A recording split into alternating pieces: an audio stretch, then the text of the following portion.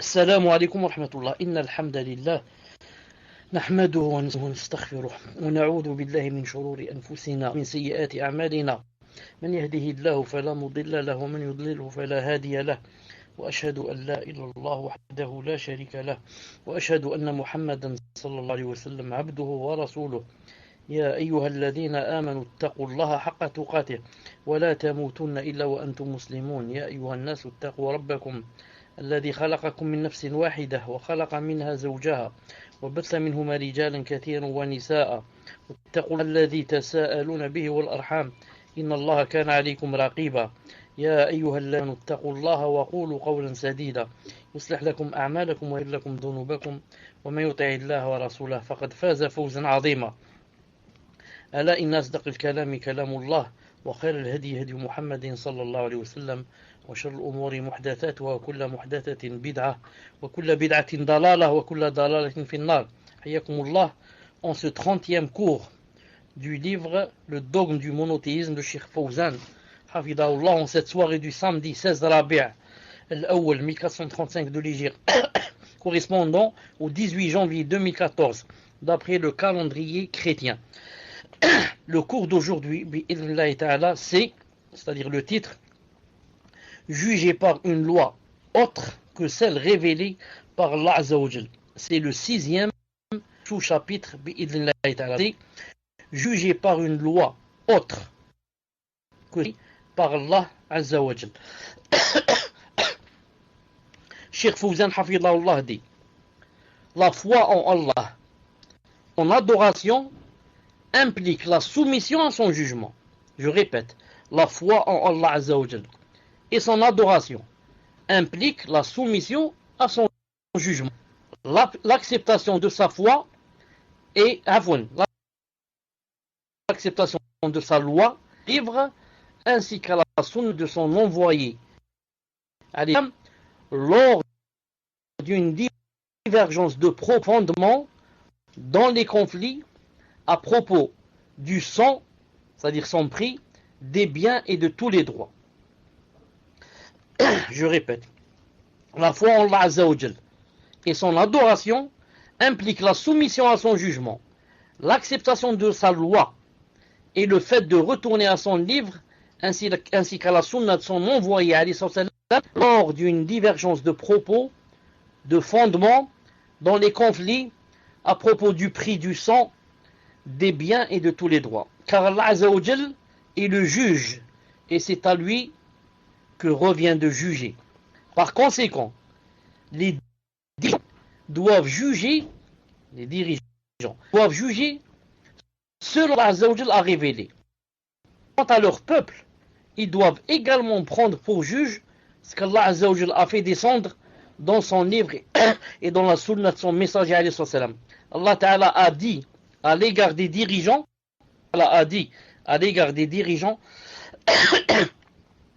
Inna Allah ya'murukum an tu'addu al-amanati ila ahliha wa in bayna an-nas an tahkumu bil 'adl.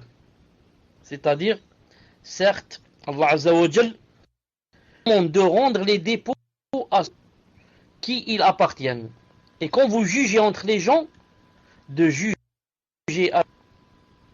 et quand vous jugez entre les gens, il vous commande de juger avec équité. An-Nisa 58. À l'égard du peuple, il dit, ça c'était à l'égard de qui? À l'égard des dirigeants. Maintenant à l'égard du peuple, il a dit, à l'égard de nous tous, il a dit Azza wa Jal: يا أيها الذين آمنوا أطيعوا الله وأطيعوا الرسول وأولي الأمر منكم فإن تنازعتم في شيء فردوه إلى الله والرسول إن كنتم تؤمنون بالله واليوم الآخر. 4:59. C'est-à-dire, ô les croyants, obéissez à Allah Azza wa Jal et obéissez aux messagers et à d'entre vous qui détiennent le commandement. Puis, si vous vous disputez en quoi que ce soit, renvoyez-le à Allah Azza wa Jal et aux messagers. Si vous croyez en Allah et en jour dernier, ce sera bien mieux et de meilleure interprétation et aboutissement. An-Nisa 59. Si vous remarquez avec moi, il a dit aux les croyants, obéissez à Allah et obéissez aux musulmans et à ceux d'entre vous qui détiennent le commandement. Remarquez, il a employé deux verbes. Le premier, il a dit obéissez à Allah et le deuxième, il a dit obéissez aux messagers. Ensuite, il n'a pas dit obéissez à ceux d'entre vous qui détiennent le commandement. Mais il a dit et à ceux d'entre vous qui détiennent le commandement. Il n'a pas voulu employer le verbe obéissez pour vous montrer que notre obéissance à ceux d'entre nous, qui détiennent le commandement, ne doit pas être une obéissance absolue. Mais elle doit être, si ceux qui détiennent le commandement, c'est-à-dire s'ils jugent, si eux-mêmes suivent Allah subhanahu wa ta'ala et obéissent aux messagers. Donc, deux fois obéissez pour trois côtés. Obéissez à Allah, obéissez aux messagers et ceux qui d'entre vous détiennent le commandement sans dire obéissez, car obéissance doit être s'ils suivent, si eux-mêmes obéissent à Allah et à son messager.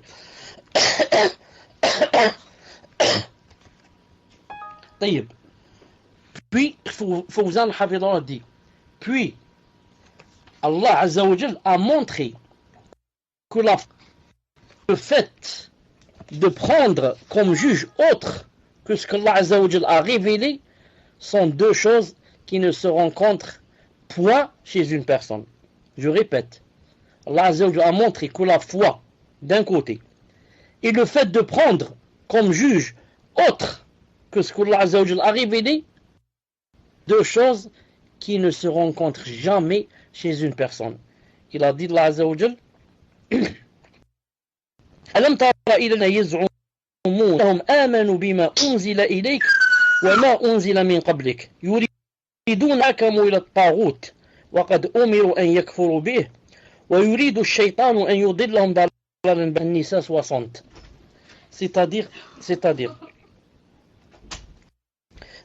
n'as-tu pas vu ceux qui prétendent croire n'as-tu pas vu ceux qui prétendent croire à ce qu'a fait descendre toi le prophète islam, et ce qu'on a fait descendre avant toi.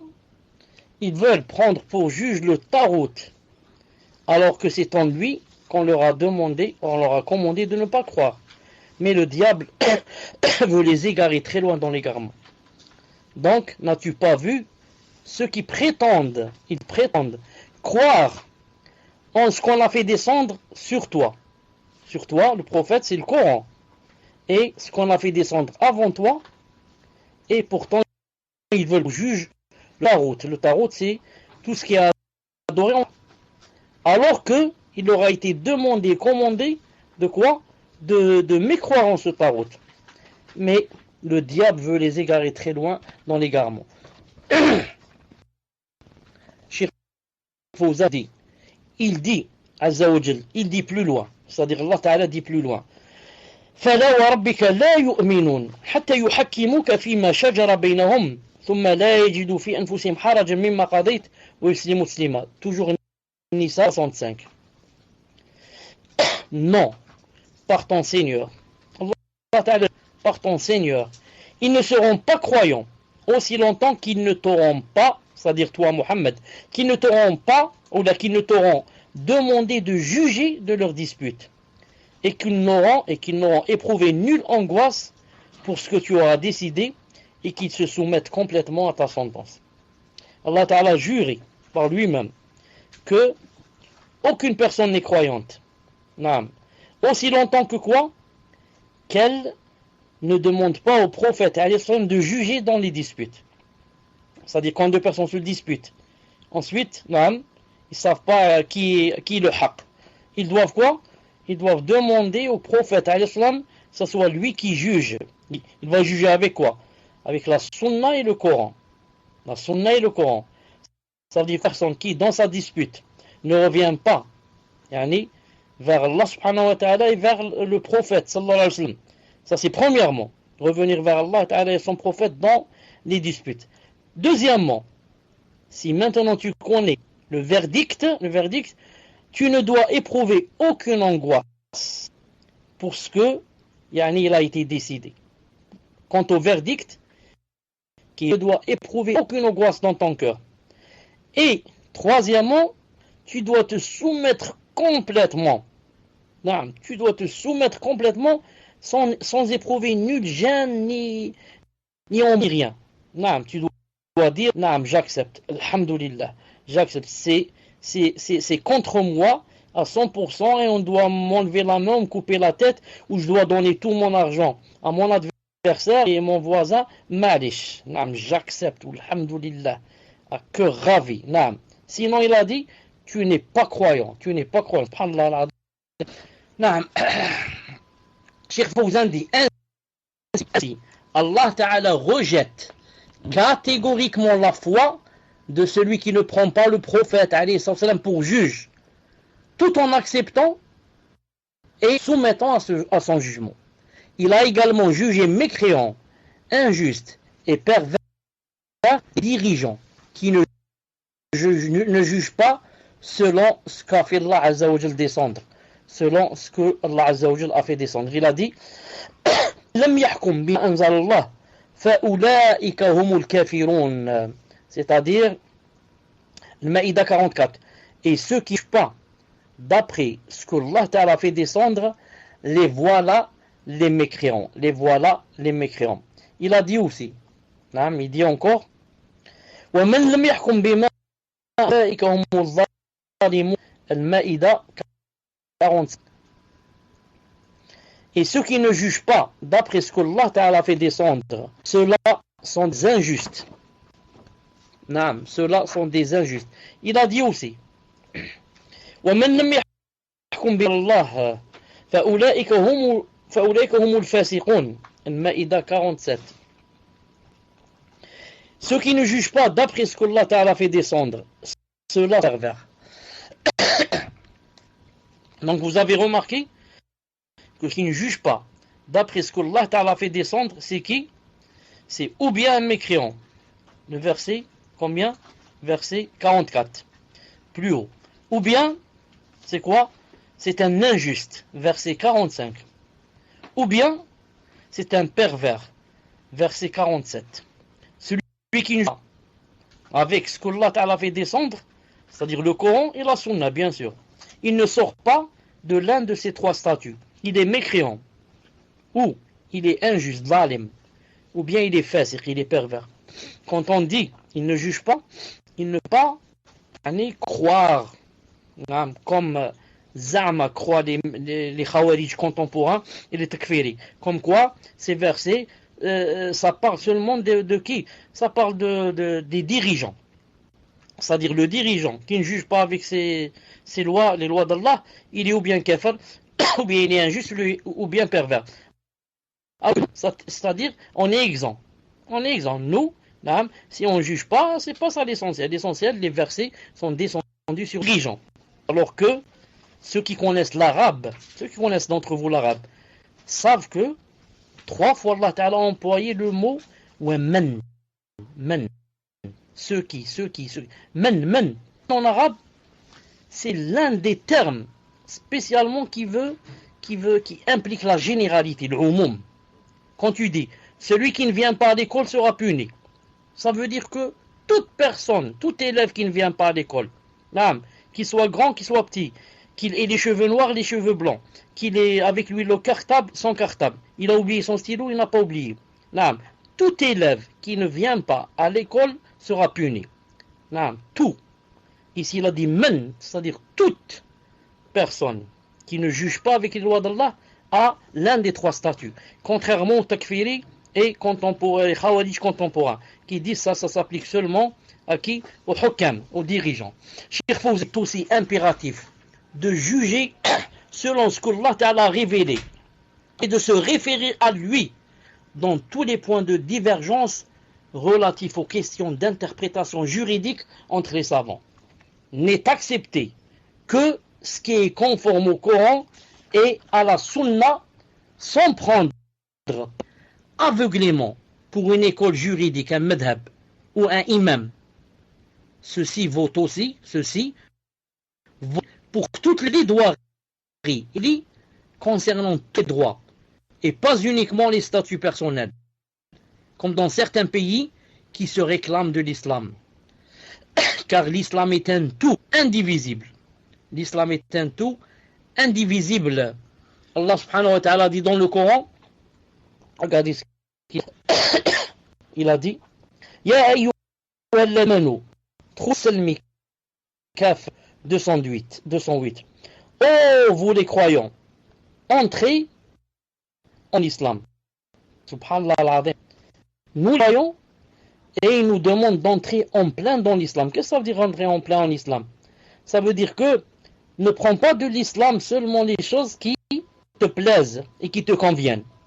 Il faut que tu rentres en plein dans l'islam, que tu acceptes tout ce qui vient de l'islam ou bien que tu rejettes tout. Tu n'as pas le droit d'accepter une part et rejeter une part, comme ça en islam. Ou bien j'accepte l'islam en entier, ou bien je le rejette en entier. Naam. C'est pour ça que il a dit également, Allah Ta'ala dit également, فَتُؤْمِنُونَ بِبَعْضِ الْكِتَابِ وَتَكْفُرُونَ بِبَعْضِ. Ça donne en français, croyez-vous en une partie du livre et rejetez-vous le reste? Donc vous croyez en une partie du livre et vous rejetez le reste? Non. Il a dit, non.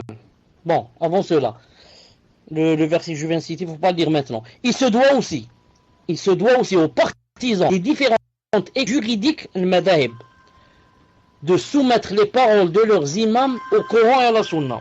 Au Coran et à la Sunna.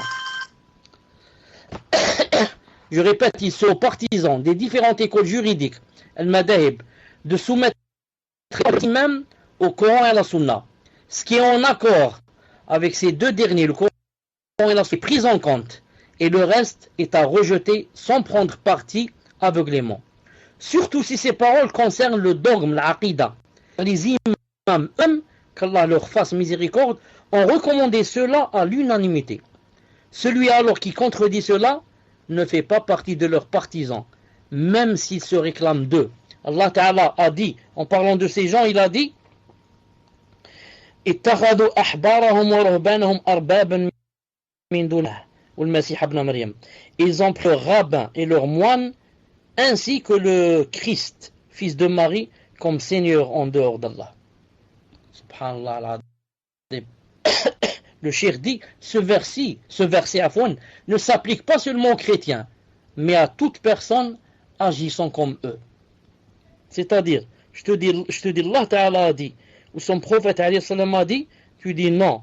L'imam Malik a dit, l'imam Shafi'i a dit, l'imam Abu Hanifa a dit, l'imam Ahmed a dit. Il te dit, ceux-là ils ne savent pas, ce ne sont pas des savants, ça leur a échappé à eux, et toi tu viens avec ce hadith. C'est pour ça que Abdullah ibn Abbas radiyallahu ta'ala anhu, quand il disait aux certains sahaba, il leur disait, ou les certains tabi'in, parce que lui c'était un petit sahabi, il leur disait, la meilleure façon de faire, par exemple, il y a trois façons de le faire. C'est tamattu', c'est de le faire en tamattu'. Il leur disait non, il leur disait, Abu Bakr Siddiq a dit de l'autre façon. Omar a dit de l'autre façon. Qu'est-ce qu'il leur disait Abdullah ibn Abbas? Il leur dit, attendez-vous à ce que Allah subhanahu wa ta'ala nous frappe ou nous jette des cailloux.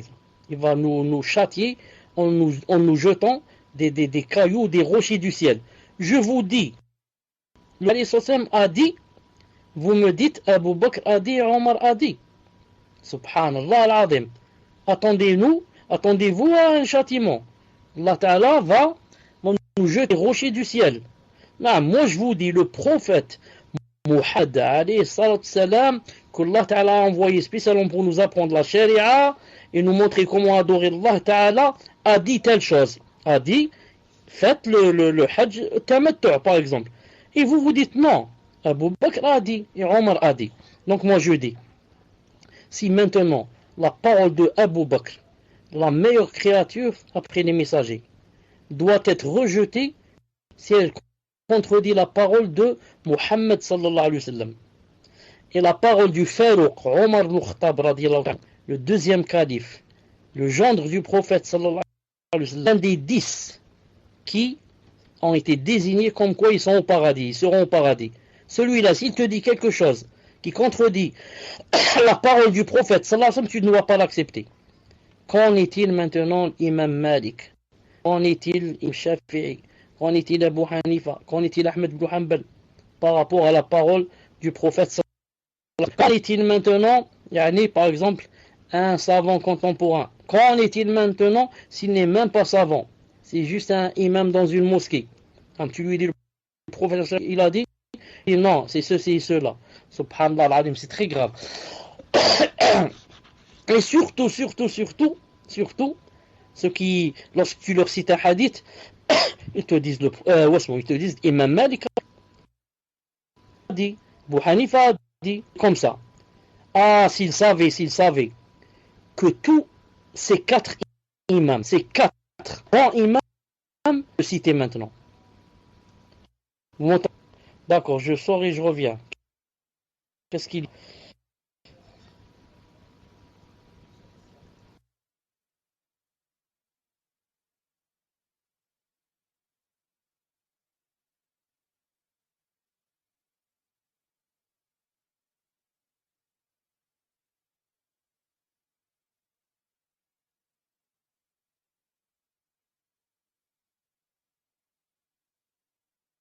Salam alaikum. Et maintenant, si vous m'entendez peut-être, Inch'Allah, c'est mieux. Alhamdulillah. Je disais, quand tu dis à une personne, le prophète a dit, il te dit, Imam Malik a dit le contraire. Ou bien Shafi'i, ou bien Ahmed, ou bien Abu Hanifa. Al-Muhim.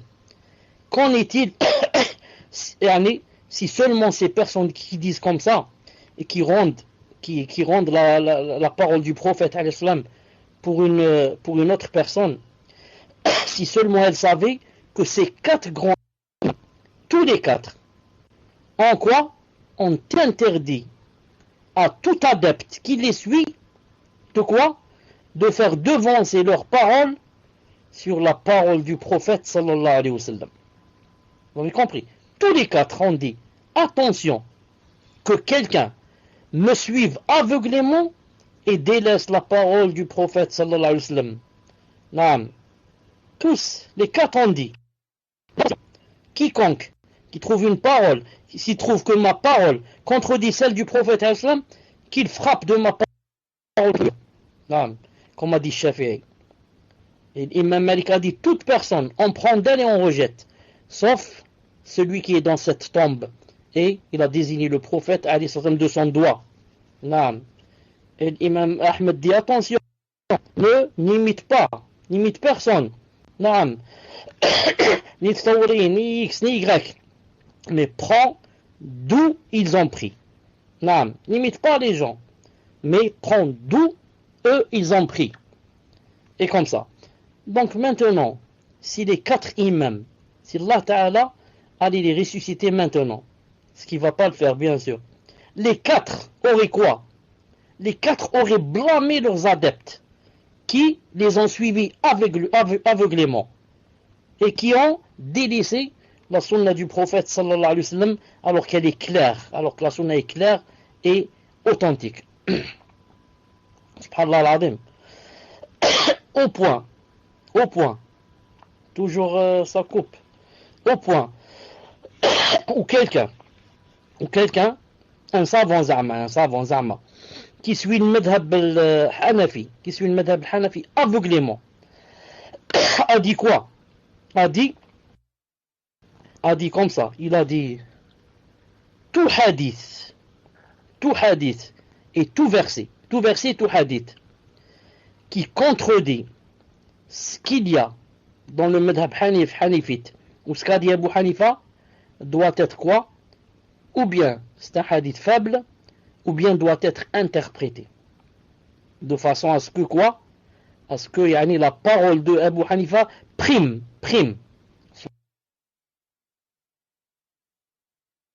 Subhanallah al-Azim. Et tout hadith qui contredit la parole de Abu Hanifa, alors on jette la parole de Abu Hanifa et on prend du verset du hadith. Il a dit non, le contraire. Tout verset qui vient contredire la parole de Abu Hanifa, on doit l'interpréter. De dire non, c'est pas ce que Allah Ta'ala a voulu dire, mais c'est ce que Abu Hanifa a voulu dire. Et comme ça pour le hadith. Subhanallah al-azim. Al-Muhim. Cheikh Hafidallah dit. Cheikh qui Cheikh Cheikh Fawzan Hafidallah dit. Donc il a dit maintenant, si tu suis comme ça aveuglément, les ulama, sans suivre le délai, quoi ça veut dire, tu rentres dans le verset, ils ont pris leur rabbin et leur moine, ainsi que le Messie, fils de Maryam, comme Seigneur en dehors d'Allah Azza wa Jal. Il a dit, ce verset ne s'applique pas seulement aux chrétiens, mais à toute personne agissant comme eux. À toute personne agissant comme eux. C'est-à-dire, elle rentre dans ce verset. Ensuite, Cheikh Fawzan Hafidallah dit, quiconque contredit ce que Allah Azza wa Jal et son prophète ont ordonné, en jugeant entre les gens, se basant sur autre que la révélation, ou en demandant un jugement autre que celui que Allah Azza wa Jal, en demandant un jugement autre que celui d'Allah, il a dit, guidé par ses passions, renonce à l'islam et à la foi, même s'il prétend être croyant. Allah Azza wa Jal, ceux qui se comportent d'une telle façon et a démenti leur prétention à la foi, parce que Allah Azza wa Jal dit, ils prétendent, yaz'umun. Ce qui veut dire qu'ils sont car le verbe prétendre est utilisé pour désigner celui qui soutient une chose alors qu'il ment, en dérogeant à ce qu'elle implique et en la considérant par ses actes. Ceci est conformé par la parole d'Allah Azza wa Jal lorsqu'il a dit, regardez le verset, il a dit وَقَدْ أُمِرُوا أَنْ يَكْفُرُوا بِهِ وَقَدْ أُمِرُوا أَنْ يَكْفُرُوا بِهِ. Alors que c'est en lui, le Tarout, qu'on leur a commandé de ne pas croire. Alors c'est en lui qu'on leur a demandé de ne pas croire. Cheikh Fawzan dit, mais croire au Tarout. Le Tarout, c'est tout ce qui est adoré en dehors d'Allah. Mais croire au Tarout est le pilier du monothéisme. Comme cela est illustré par le verset qui dit فَمَنْ يَكْفُرْ بِالطَّاغُوتِ وَيُؤْمِنْ بِاللَّهِ فَقَدْ اسْتَمْسَكَ بِالْعُرْوَةِ الْوُثْقَى لَا انْفِصَامَ لَهَا. Le Baqara 256. Quiconque mécroit au Tarout, tandis qu'il croit en Allah Azza wa Jal, saisit l'anse la plus solide. Saisit l'anse la plus solide. Quiconque mécroit au Tarout, alors qu'il croit en Allah Azza wa Jal, normalement, mécroit au Tarout, et croit en Allah Azza wa Jal, il a saisi l'anse la plus solide. Ensuite, remarquez pourquoi il a commencé par mécroire d'abord au Tarout, ensuite croire en Allah. Pourquoi? Parce qu'il faut d'abord effacer ce qu'on a de faux dans le cœur, le faire sortir. Comme ça, quand la foi en Allah va venir, elle va rencontrer un cœur sain, un cœur vide, où il va convenir que la foi s'y mette. Mais maintenant, ton cœur est plein de ténèbres, et plein d'obscurité, et plein de bid'a, et plein de shirk, tu ne peux pas faire rentrer la foi à l'intérieur. C'est comme si tu as un verre plein d'alcool. Tu ne peux pas mettre du jus à l'intérieur. Qu'est-ce que tu dois mettre? Jeter d'abord l'alcool. Ensuite, bien sûr, laver le verre et mettre quoi? Et mettre du jus ou bien du lait. Donc toi, tu dois d'abord mécroire au Tarout, ensuite croire en Allah Azza wa Jal. Si tu fais ainsi, tu as saisi l'anse la plus solide. C'est pour ça que, pour entrer en islam, qu'est-ce que tu dis? La ilaha illallah, ashhadu an la ilaha illallah. Ensuite, ashhadu an la ilaha Muhammad Rasulullah. La ilaha illallah. Pas de divinité qui mérite l'adoration. Ensuite, tu dis, sauf Allah. Sauf Allah. Donc, d'abord, tu dis la négation. Il n'y a pas de divinité. Il n'y a pas de divinité qui mérite l'adoration. Tu dois sortir toutes les divinités de ton cœur. Les fausses divinités. Ensuite, sauf Allah. Là, sauf Allah. Voilà, maintenant, d'abord négation, ensuite affirmation. C'est comme dans ce verset. Négation, je mécrois au Tarout. Ensuite, affirmation. Je crois en Allah Azza wa Jal. C'est comme lorsque tu dis Subhanallah, la ilaha illallah, Allah Akbar. Pourquoi c'est bien Subhanallah? Négation d'abord. Subhanallah. Négation. C'est quoi la négation que tu dis subhanallah? Subhanallah, ça veut dire Allah Ta'ala n'est pas décrit parce que vous êtes, parce que vous dites. Vous dites qu'il a l'enfant, vous dites qu'il a l'épouse, vous dites qu'il a les défauts. Toi tu dis subhanallah, subhanallah, subhanallah. Ça veut dire que c'est pas Allah Ta'ala n'a pas ce défaut. Subhanallah, Allah Ta'ala ne peut pas être qualifié de cette chose, de cet attribut. Subhanallah. Ensuite tu dis Alhamdulillah, louange à Allah, louange. Donc négation d'abord. Allah, c'est pas vrai. Ensuite, louange à Allah, affirmation. J'affirme qu'Allah Ta'ala mérite les louanges, mérite les éloges, les plus belles éloges. Allah Ta'ala lui convient les plus beaux attributs, les plus beaux noms. Vous avez compris? Allah dit ainsi, celui qui ne respecte pas ce pilier n'est pas monothéiste. Et le monothéiste est à la base de la foi par laquelle les actes sont agréés. Par contre, s'il n'est pas respecté, les actes sont rejetés. Comme il est clairement impliqué, comme il est clairement indiqué dans le verset ci-dessus. Car prendre le tarout pour juge, c'est avoir foi en lui. Il a dit, voir Fath al-Majid, page 467-468. Cheikh Fawzan dit, la négation de la foi de celui qui ne juge pas selon ce que Allah Ta'ala a révélé indique que la législation d'Allah Azza wa Jal fait partie de la foi, des principes de la croyance et de l'adoration. Je répète, la négation de la foi de celui qui ne juge pas selon ce que Allah Azza wa Jal a révélé indique que l'application de la législation d'Allah Azza wa Jal fait partie de la foi. Il a dit des principes de la croyance et de l'adoration que le musulman doit mettre en pratique. Il ne doit pas l'appliquer pour l'unique raison que c'est la loi la plus adaptée aux intérêts des gens et à leur sécurité. Or, beaucoup de gens insistent sur cet aspect et négligent l'aspect principal. Beaucoup de gens, prennent de l'islam ce qui les convient. Si ils aiment revenir vers le Coran et la Sunna, si ça leur convient. Mais si jamais c'est contre eux, ils n'acceptent pas le Coran et la Sunna. Ils te disent, je prends de la loi humaine. Et Allah Ta'ala a montré ça dans le Coran. Lorsqu'il a dit, dans ce verset, وَإِذَا دُعُوا إِلَى اللَّهِ وَرَسُولِهِ لِيَحْكُمَ بَيْنَهُمْ إِذَا فَرِيقٌ مُعْرِضُونَ. Nour 24 et verset 48. Et quand on les appelle vers Allah Ta'ala et son messager, pour que celui juge parmi eux, voilà que quelques-uns d'entre eux s'éloignent. Dès que tu lui dis, écoute, il y a un différend entre moi et toi, il y a un litige, on est musulmans, on est croyants, d'accord? Viens, on va revenir vers le Coran et vers le prophète, c'est-à-dire sa sunna s'il est mort, pour qu'il juge entre nous. Et celui qui a raison, on lui donne son droit. Il n'accepte pas. Il ne veut pas.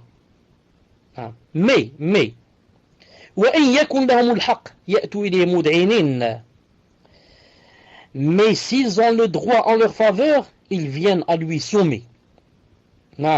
S'ils voient que il a son droit dans le Coran, la Sunna, vite, il te cite le verset, il te cite le hadith. Il te dit, tu as oublié qu'Allah Ta'ala a dit ceci et cela. Tu sais pas que le prophète a dit ceci et cela. Ah, donc, toi tu connais le Coran et la Sunna, s'ils sont en ta faveur. Mais si le Coran et la Sunna sont contre toi, tu les négliges. Et tu ne prends pas d'eux. Le cheikh dit donc, ils ne s'intéressent qu'à leur passion, en s'éloignant de tout ce qui s'y oppose, car ils n'adorent pas Allah Azza wa Jal en se référant à son prophète sallallahu alayhi wa sallam. Le cheikh dit, le statut de celui qui ne juge pas d'après ce qu'Allah Ta'ala a révélé. Il a cité le verset وَمَنْ لَمْ يَحْكُمْ بِمَا أَنزَلَ اللَّهُ فَأُولَٰئِكَ هُمُ الْكَافِرُونَ. Et ceux qui ne jugent pas d'après ce qu'Allah Ta'ala fait descendre, les voilà les mécréants. Cheikh Hafidullah dit, ce verset indique que juger d'après autre que la révélation divine est une mécréance. Cette mécréance est tantôt considérée comme une mécréance majeure. Voilà ce qu'il faut bien comprendre. Et voilà la différence entre Ahl Sunnah wal Jama'a, les salaf, les vrais, et entre les Khawarij contemporains et les Takfiri. Nous tous, on dit que celui qui ne juge pas avec les lois d'Allah Azza wa Jal, le voilà le mécréant. Comment dit Allah Ta'ala? Quiconque ne juge pas d'après ce que Allah Ta'ala fait descendre, les voilà les mécréants. Donc nous, et les Takfiri, et les Khawarij contemporains, on dit la même chose. Reste que donc, où est la différence donc entre nous et eux? Qu'est-ce qui va nous démarquer? Ce qui va nous démarquer, c'est ce que dit maintenant Cheikh Fawzan. Écoutez bien, et ce que dit Cheikh Fawzan, c'est ce que disent tous les salafs, à commencer par le prophète Islam et Abdullah ibn Abbas radiyallahu ta'ala anhu et Qatada et les autres. Écoutez ce qu'il dit. Ce verset indique que juger d'après autre chose que la révélation divine est une mécréance. On est d'accord. Ensuite, voilà ce qui nous différencie d'eux. Cette mécréance est tantôt considérée comme mécréance majeure, kufr akbar, faisant sortir de l'islam, et tantôt considérée comme une mécréance mineure, kufr asghar, n'excluant pas de l'islam, ne faisant pas sortir de l'islam. Donc, quand le Takfiri dit que quiconque ne juge pas avec les lois d'Allah, le voilà le mécréant, on lui dit d'accord, là, Ta'ala dit que c'est un mécréant. Mais, a-t-il dit, c'est un grand mécréant ou un petit mécréant? A-t-il dit, c'est la grande mécréance qui fait sortir de l'islam ou bien la petite qui ne fait pas sortir de l'islam? Naam, c'est ça le grand problème. Cheikh Fawzan, hafidhahullah. En effet, cela varie selon la situation du juge.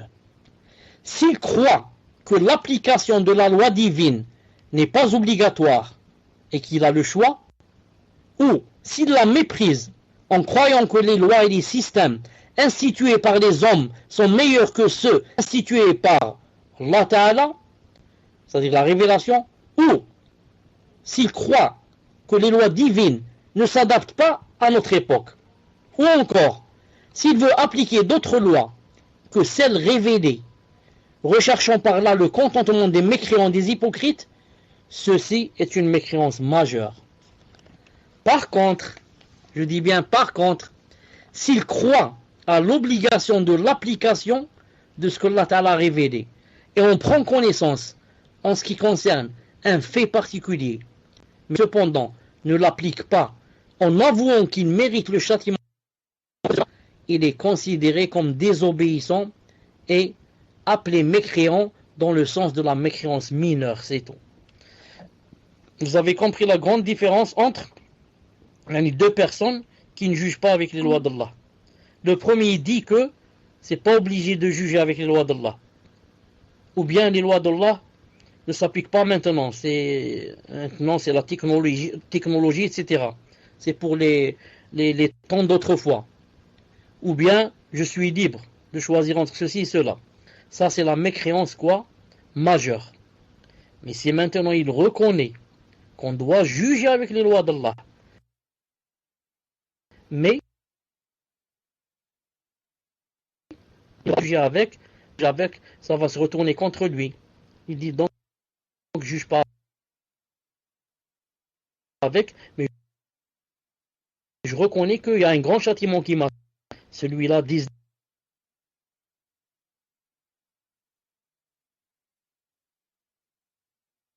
les salafs, tous les salafs, obligatoire de juger avec les lois d'Allah. Mais quand il est passé aux actes, il a fait un devoir, le fait de reconnaître. Et déjà le fait de reconnaître, c'est-à-dire j'atteste dans mon cœur, ça veut dire que j'ai fait déjà un devoir, la moitié du devoir. J'ai déjà des récompenses pour avoir reconnu. On revient toujours à la question 2. Je reconnais que le djilbab est obligatoire. Ou disons en général, je reconnais que le voile est obligatoire. Pourquoi je dis pas djilbab? Il se peut, comme dit Cheikh Fawzan, que dans certains pays, les femmes ne mettent pas le djilbab, mais mettent quelque chose qui couvre tout le corps. Ça suffit. Donc, je reconnais que le voile est obligatoire. Mais je ne le mets pas parce que si je le mets, on va me licencier du travail. C'est un exemple. Donc, cette femme qui a dit comme ça, elle ne l'a pas mis, mais a reconnu son statut, elle est musulmane. Elle sera sous la volonté d'Allah. S'il veut lui pardonner et rentrer au paradis, il la fait rentrer directement. S'il ne veut pas lui pardonner, il l'a fait passer par l'enfer pour ne pas avoir mis le voile. Ensuite, la finalité sera le paradis. Pourquoi elle est musulmane? Malgré qu'elle n'a pas mis le voile. Alors que la deuxième, qui a dit quoi? Je ne reconnais pas le statut du voile. Il n'y a pas de voile en islam. Ensuite, elle se voile, tout en disant dans le cœur, il n'y a pas de voile. Et moi je me voile, comme ça j'ai peur des gens, ou bien c'est la mode, ou bien j'ai peur des terroristes, je ne sais pas. Ça. Si elle meurt, elle portait le voile. Et pourtant, elle sera en enfer éternellement. Subhanallah, elle a mis le voile, oui, elle a mis le voile, ça, mais elle n'a pas reconnu son statut. Elle ne l'a pas mis pour Allah qui a dit de mettre le voile. Ici, celui qui juge ne juge pas avec les lois d'Allah, mais reconnaît le statut. Il dit, il faut juger. C'est seulement moi qui n'ai pas jugé. Cheikh a dit, et les salafs disent, il n'est pas mécréant. Donc, je vais résumer pour dire que celui qui ne juge pas avec les lois d'Allah est mécréant, de la grande mécréance, disons, dans les situations suivantes. La première, s'il croit que les lois humaines ou les lois humaines sont meilleures que les divines, toute la loi de X ou d'Y ou de Napoléon de je ne sais qui est meilleure que la loi divine, comporte plus de bien que la loi divine, il est devenu un grand mécréant, c'est-à-dire éternellement en enfer. Ça, premier cas de figure. Deuxième, s'il croit que les lois humaines sont équivalentes aux divines, il dit, la loi humaine et la loi divine, c'est la même chose. Les deux sont masha'Allah. Comme la loi d'Allah Ta'ala est masha'Allah, la loi divine est aussi masha'Allah et elles sont équivalentes. Que tu prennes celle-là ou celle-là, il a quoi? Il est devenu mécréant d'une grande mécréance. Il ne sortira pas de l'enfer, sauf s'il a tauba. Ou alors, il croit que l'application de la loi divine n'est pas obligatoire et qu'il a le choix entre la loi divine et la loi humaine. Il te dit, juger avec les lois d'Allah, c'est pas obligé. C'est pas obligé de juger avec les lois d'Allah. J'ai le choix. Je choisis donc ou bien la loi d'Allah ou bien la loi divine. Et il va par exemple choisir la loi divine. Qu'est-ce qu'il a fait? Il a fait la grande mécréance. Parce qu'il a dit quoi? Il a dit c'est la même chose. J'ai le choix, je suis libre. Il n'a pas dit c'est obligé de juger avec la loi divine. La grande mécréance. Ou bien, il croit que les lois divines ne s'adaptent pas à nous. S'il va croire que les lois divines ne s'adaptent pas à notre époque, il te dit, les lois divines, subhanallah al-azim, sont dépassées. Elles sont archaïques et obsolètes, comme on dit, désuètes. Ça veut dire vraiment, dépassées. Tu dis, écoute, c'est pas le moment de... Tu vas pas me dire, on va lui couper la main. Hein, tu vas pas me dire ça, on n'est pas à l'époque des barbares. Non, c'est dépassé. Maintenant, les gens montent sur Mars et sur Jupiter. Non, je te dis, c'est dépassé. Ce sont des lois d'autrefois, de l'obscurantisme et avant la science et la lumière, etc. Non. S'il dit comme ça ou pense comme ça, c'est la grande mécréance, a'oudhu billah. Cinquième cas de figure et dernier, s'il veut appliquer les lois humaines pour contenter les mécréants, les hypocrites. Il te dit, si j'applique la charia, donc les mécréants vont quoi? Vont être contre moi. Et ils vont dire, toi tu es un barbare ou je ne sais pas quoi, un terroriste. tu es un Ben Laden toi, donc moi pour les contenter et pour qu'ils soient ravis de moi, je vais quoi? Je vais appliquer les lois humaines. Ça c'est la grande mécréance, a'oudou billah. J'ai entendu comme ça de nos jours certains prêcheurs, l'islam, prêchent l'islam, font la da'wah à l'islam. Ils disent ce n'est pas le moment d'appliquer le code pénal. Je dis ça, on peut faire ce qu'on appelle un moratoire. Je dis c'est pas maintenant. Pourquoi tu veux pas faire ça? Les gens te font de la peine. Allah Ta'ala c'est Arham ar-Rahimin. C'est lui qui les a créés. Comment se fait-il? Donc Allah Ta'ala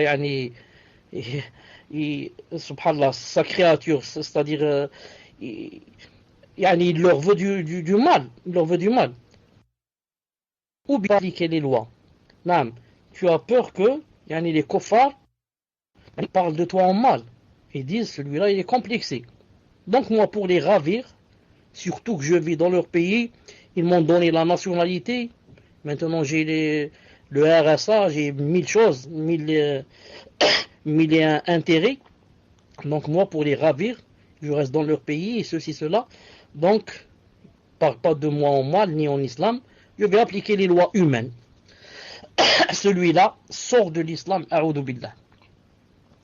Cheikh Fawzan dit, hafidullah, mais si le juge ignore le monde divin à propos de ce fait, en déployant tous ses efforts et en faisant de son possible pour l'apprendre, mais il commet non intentionnellement une faute, il est considéré comme quelqu'un qui commet une faute et qui mérite une bonne récompense pour son effort, sa faute étant pardonnée.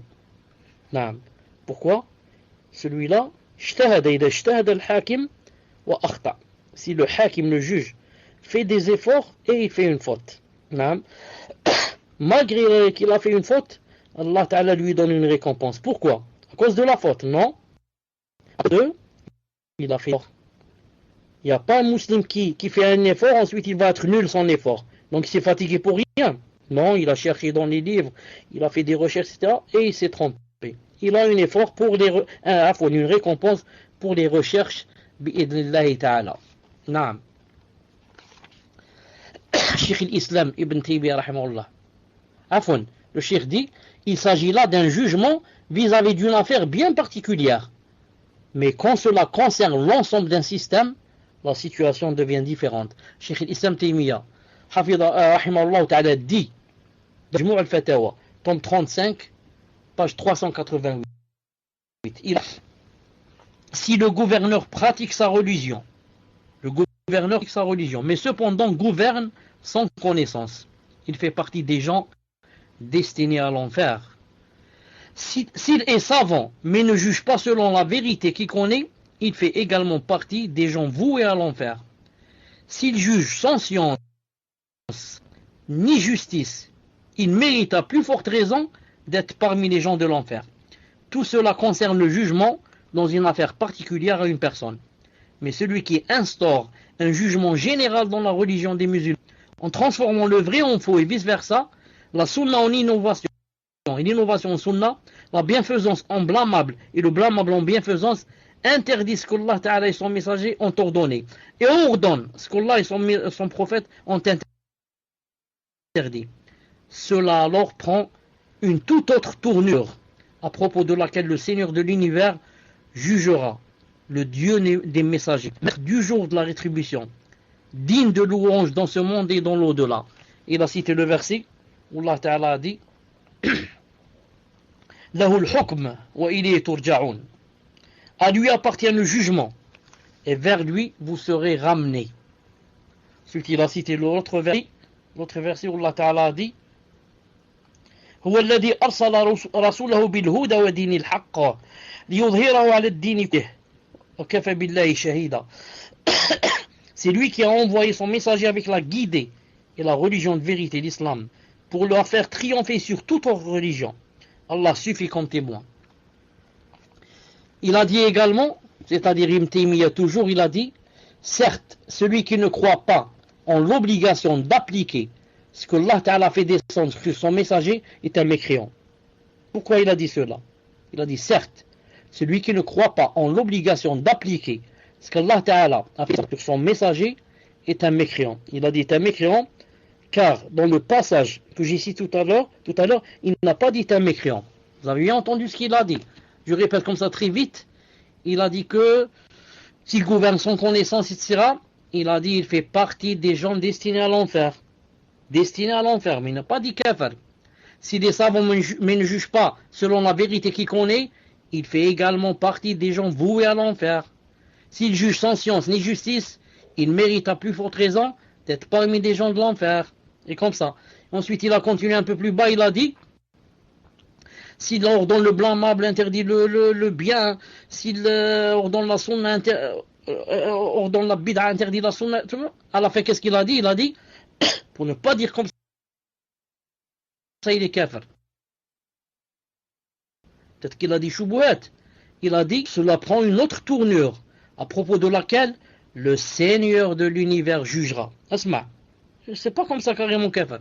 Le Seigneur de l'univers jugera, le Dieu des messagers, maître du jour de la rétribution, digne des louanges. Ensuite il a dit, il a cité le verset, وَلَهُ الْحُكْمَ وَإِلَيْهِ تُرْجَعُونَ. Il a dit, c'est à lui qu'appartient le jugement, et vers lui vous serez ramenés. C'est à lui de décider ce qu'il va faire de ce serviteur.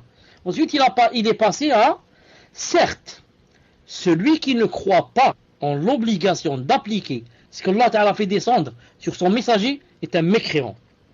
Ce qu'on a dit tout à l'heure. Tu ne crois pas, tu n'attestes pas l'obligation d'appliquer la charia. Je dis, mais si tu l'appliques, tu es mécréant.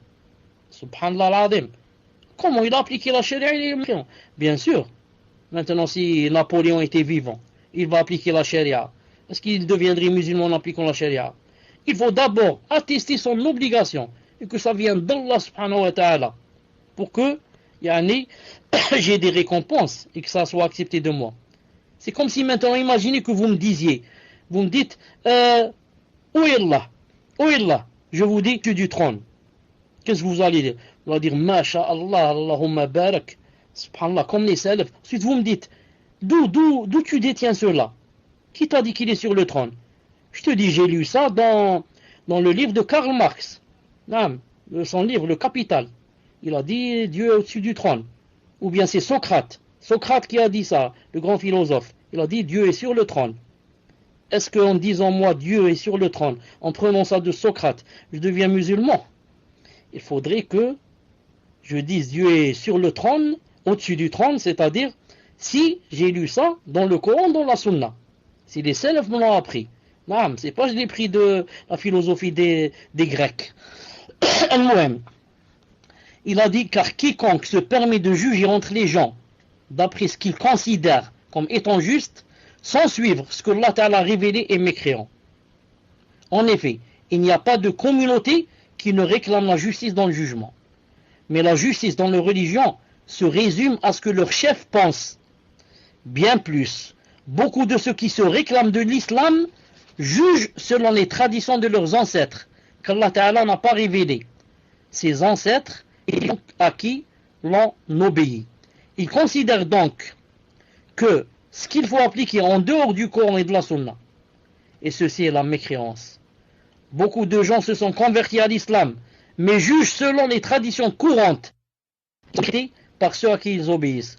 Donc, s'ils ont connaissance de l'interdiction de juger sur base de ce qui n'a pas été révélé par Allah Azza wa Jal, mais ne s'y conforment pas, pire encore, ils rendent licite de juger selon autre que ce que Allah Ta'ala fait descendre, alors ils sont mécréants. Sinon, ils sont ignorants. Sinon, s'ils n'ont pas pris connaissance, ils ne savent pas, ils viennent se reconvertir, alors ils sont ignorants. Ibn Taymiyyah, voir Minhaj Sunnah Nabawiyya. Tome 5, page 130. Enfin, Cheikh Fawzan dit, Cheikh Mohammed ibn Ibrahim, Al-Cheikh, qu'Allah Ta'ala lui accorde la miséricorde, a dit, quant à ce qui est considéré comme une mécréance sans en être, c'est-à-dire kufr, duna kufr, petite mécréance, c'est lorsque le juge, ou bien le dirigeant, ou bien le citoyen ou autre, se réfère à un autre jugement que celui d'Allah en ayant la conviction qu'il est en tort et que le jugement d'Allah est vérité. Et ça ne lui arrive qu'une fois ou environ une fois. Quant à celui qui légifère des lois bien structurées en les imposant, il a dit mécréance. Même s'il dit que nous avons tort et que le jugement d'Allah est plus juste. Ceci est une mécréance qui est de l'islam. Cheikh Fawzan dit rahimahullah, hafidahullah, ainsi le cheikh, c'est-à-dire Mohammed ibn Ibrahim, a différencié le jugement partiel qui ne se répète et le jugement général qui est la référence pour toutes les lois et leur majorité. Et il a conclu que ce dernier est une mécréance qui exclut de l'islam de manière totale. Car celui qui supprime la loi islamique au profit du droit institué par les hommes affirme qu'il croit que la loi humaine est meilleure et plus adaptée que la loi divine. Ce qui de toute évidence est une mécréance majeure, kufr akbar, faisant sortir de l'islam et contredisant le monothéisme. Je voudrais juste ouvrir une petite parenthèse. Ce grand savant que Cheikh Fawzan a cité, il s'appelle Cheikh Mohammed ibn Ibrahim al-Cheikh, qu'Allah lui accorde sa miséricorde, que Cheikh Fawzan n'a pas cité, Hafidahullah. Naam. Yani, qui est venu après ce qui a été cité ainsi, après. Car, quand les savants contemporains ont comparé entre les deux fatwas, ils ont vu la date de cette fatwa qu'on vient de lire maintenant et celle qui est venue après, je crois 4 ou 5 années après, où il dit que la mécréance majeure, c'est-à-dire où il revient à la parole de Ahl Salaf, des Salaf qu'on a cités, que, yani, s'il juge avec d'autres lois qu'Allah Azza wa Jal, mais en reconnaissant le statut de l'obligation de juger avec les lois d'Allah, qu'il n'est pas kafir. C'est la deuxième parole de ce grand savant, rahimahullah, et certains ont dit que cette parole qu'il a dite après la première abroge la première. Wallahu subhanahu wa ta'ala a'lam. Naam. سبحانك اللهم وبحمدك أشهد أن لا إله إلا أنت أستغفرك وأتوب إليك السلام عليكم ورحمة الله وبركاته. On va se rencontrer dans un quart d'heure, Inch'Allah Ta'ala, à peu près. Question d'une sœur, barakallahu fikum cher. Comment doit-on répondre aux takfiri qui traitent les gouverneurs de Taout sous prétexte qu'ils ne jugent pas par la loi d'Allah? Tfadal cher. Bismillah ar-Rahman ar-Rahim, wa salatu salam ala ashraf al-mursalin. On le répondu tout à l'heure. Et comment a répondu Cheikh Fawzan? Que la mécréance se divise en deux sortes, la grande et la petite. Et que le dirigeant, ou bien, qui ne juge pas avec les lois d'Allah, ou bien il a fait la grande, ou bien il a fait la petite. Pas fait forcément la grande. Naam. Et ça vient de Abdullah qui dit kofr dona kofr. Et son élève aussi, Taous, Qatada, qui ont dit kofr dona kofr. C'est-à-dire petit coffre, pas le grand. Donc c'est comme ça qu'on lui répond, on lui dit, toi dans ta aqida, il y a seulement la grande mécréance. Mais chez les salafs de tout temps, ils ont dit il y a la grande et la petite par rapport à celui qui ne juge pas avec la loi d'Allah. D'ailleurs, lorsqu'il a dit dans le Coran, regardez ce verset, une seconde, regardez avec moi ce verset, une seconde, chauffe, une seconde.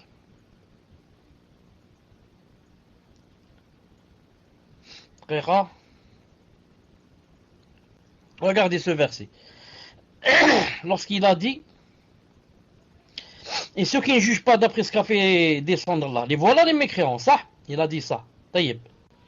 Ensuite, il a dit, et ceux qui ne jugent pas d'après ce qu'Allah a fait, ce sont les injustes. Ensuite, il a dit, et ceux qui ne jugent pas d'après ce qu'Allah a fait descendre, ce sont là les pervers.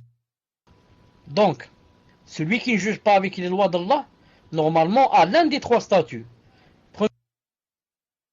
Premier verset, il est injuste. Dans le troisième, il est pervers. Comment se fait-il que toi, le takfir, tu veuilles dire que dans le premier cas, il est mécréant, dans le deuxième, il est mécréant, dans le troisième, il est mécréant. Tu veux dire que injuste et pervers veut dire ici mécréant. Pas vrai. Si c'était comme tu le dis toi, alors il y aurait eu dans le Coran des répétitions. Ici dans le Coran, chaque verset un nouveau sens. Non, c'est ça que ce qu'ont compris les gens de As-Sunnah wal Jama'a.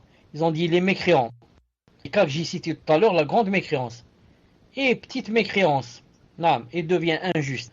Si, par exemple, il veut faire du tort à quelqu'un, la loi d'Allah, pour lui faire du tort, il est injuste. Et il est pervers s'il sait que il faut juger avec la loi d'Allah, mais il suit ses passions. Alors il est pervers. Fadal. Question suivante, question d'une sœur. Allah vous récompense. Pouvez-vous répéter la règle sur la foi en Allah que vous avez citée en début du cours, et aussi la sorte de mécréance pour le 5e point, s'il veut appliquer les lois humaines pour contenter les mécréants et les hypocrites. Jazakumullahu khayran. Tfadal, Cheikh.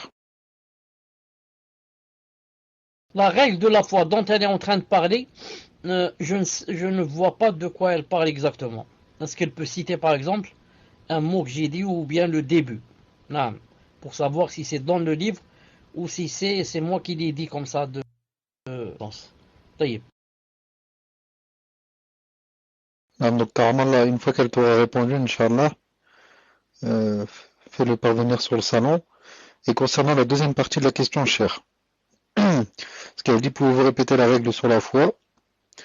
Et après, elle dit, et aussi la sorte de mécréance pour le 5e point. C'est-à-dire le point 5, s'il veut appliquer les lois humaines pour contenter les mécréants et les hypocrites. Fadal, Cheikh.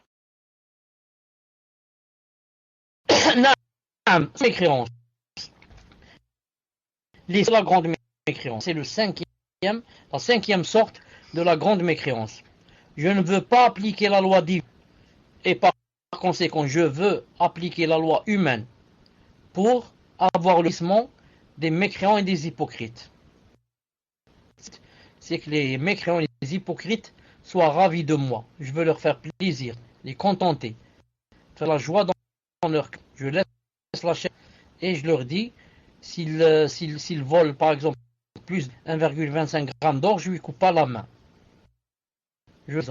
Parce que je sais que les mécréants, leur loi, c'est quoi? C'est la prison. Donc pour leur faire plaisir et les rendre joyeux et qu'ils disent celui-là il est bien, il ne lui a pas coupé la main, il l'a emmené en prison. Non, Alhamdulillah. Donc je vous répète la question, Inch'Allah.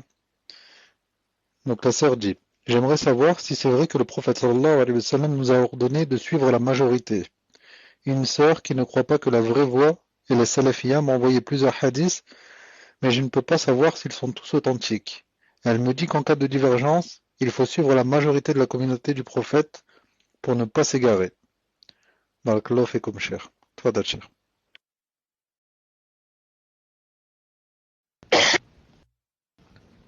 vous m'entendez, Inch'Allah?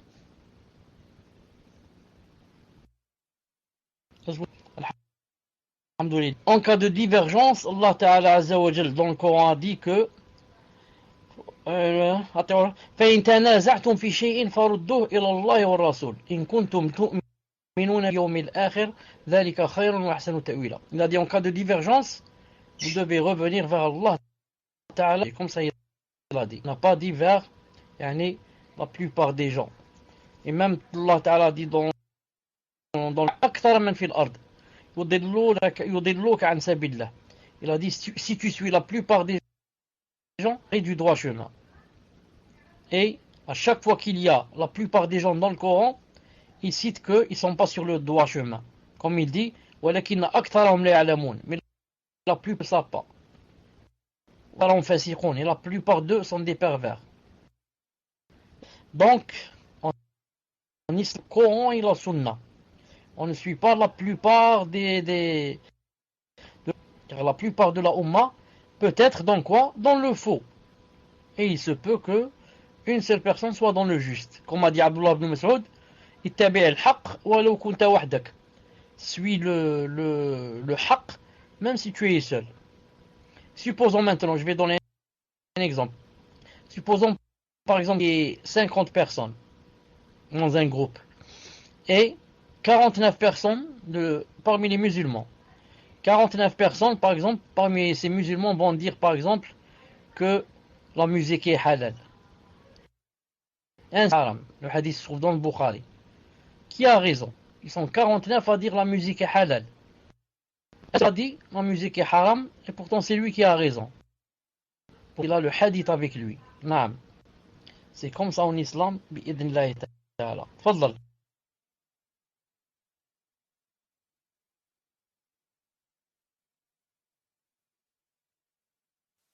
Si la personne... Ah, monsieur, vous vous étiez mis le red, je voulais enlever, et vous étiez en train de parler. Tfadal, cher. Non, mais je voulais dire que si la personne veut dire que on doit suivre la plupart yani de la umma, yani des salaf dans la aqida. Ça c'est vrai. Comme a dit le prophète sallam lorsqu'il a dit alaykum bil jama'a, il a dit que les meilleurs des gens sont ceux de mon époque et de l'autre et de l'autre. Ensuite il a dit que yani, il faut suivre yani, la jama'a. Ils ont dit c'est quoi? Il a dit sawad, c'est-à-dire c'est la majorité. Si elle veut parler de ce hadith c'est yani, les salaf dans la aqida. Naam, la aqida des salaf. Yani, il ne faut pas inventer des choses dans la aqida. Naam. Et même dans, disons, dans les ibadat. Naam. Mais salaf, pas les autres. Naam. Maintenant, yani, si on va appliquer ça, on va dire par exemple, on va suivre la plupart des gens, comme a dit cette personne. Donc la plupart des musulmans, par exemple en Algérie ou je ne sais où, au Maroc, en Tunisie, c'est quoi dans la aqida? Ce sont des ash'arites. Est-ce que d'après cette sœur, on va tous devenir ash'ari? Vous avez compris? La plupart des musulmans sont des ash'arites, surtout en Algérie par exemple. Est-ce qu'on va suivre, on va devenir ash'ari? C'est pas possible. Tfadal. Ah, monsieur, concernant la question précédente, par rapport à la foi, donc la sœur dit, la foi en Allah, c'est de croire en les lois d'Allah, de les appliquer, etc. Je ne me souviens plus exactement.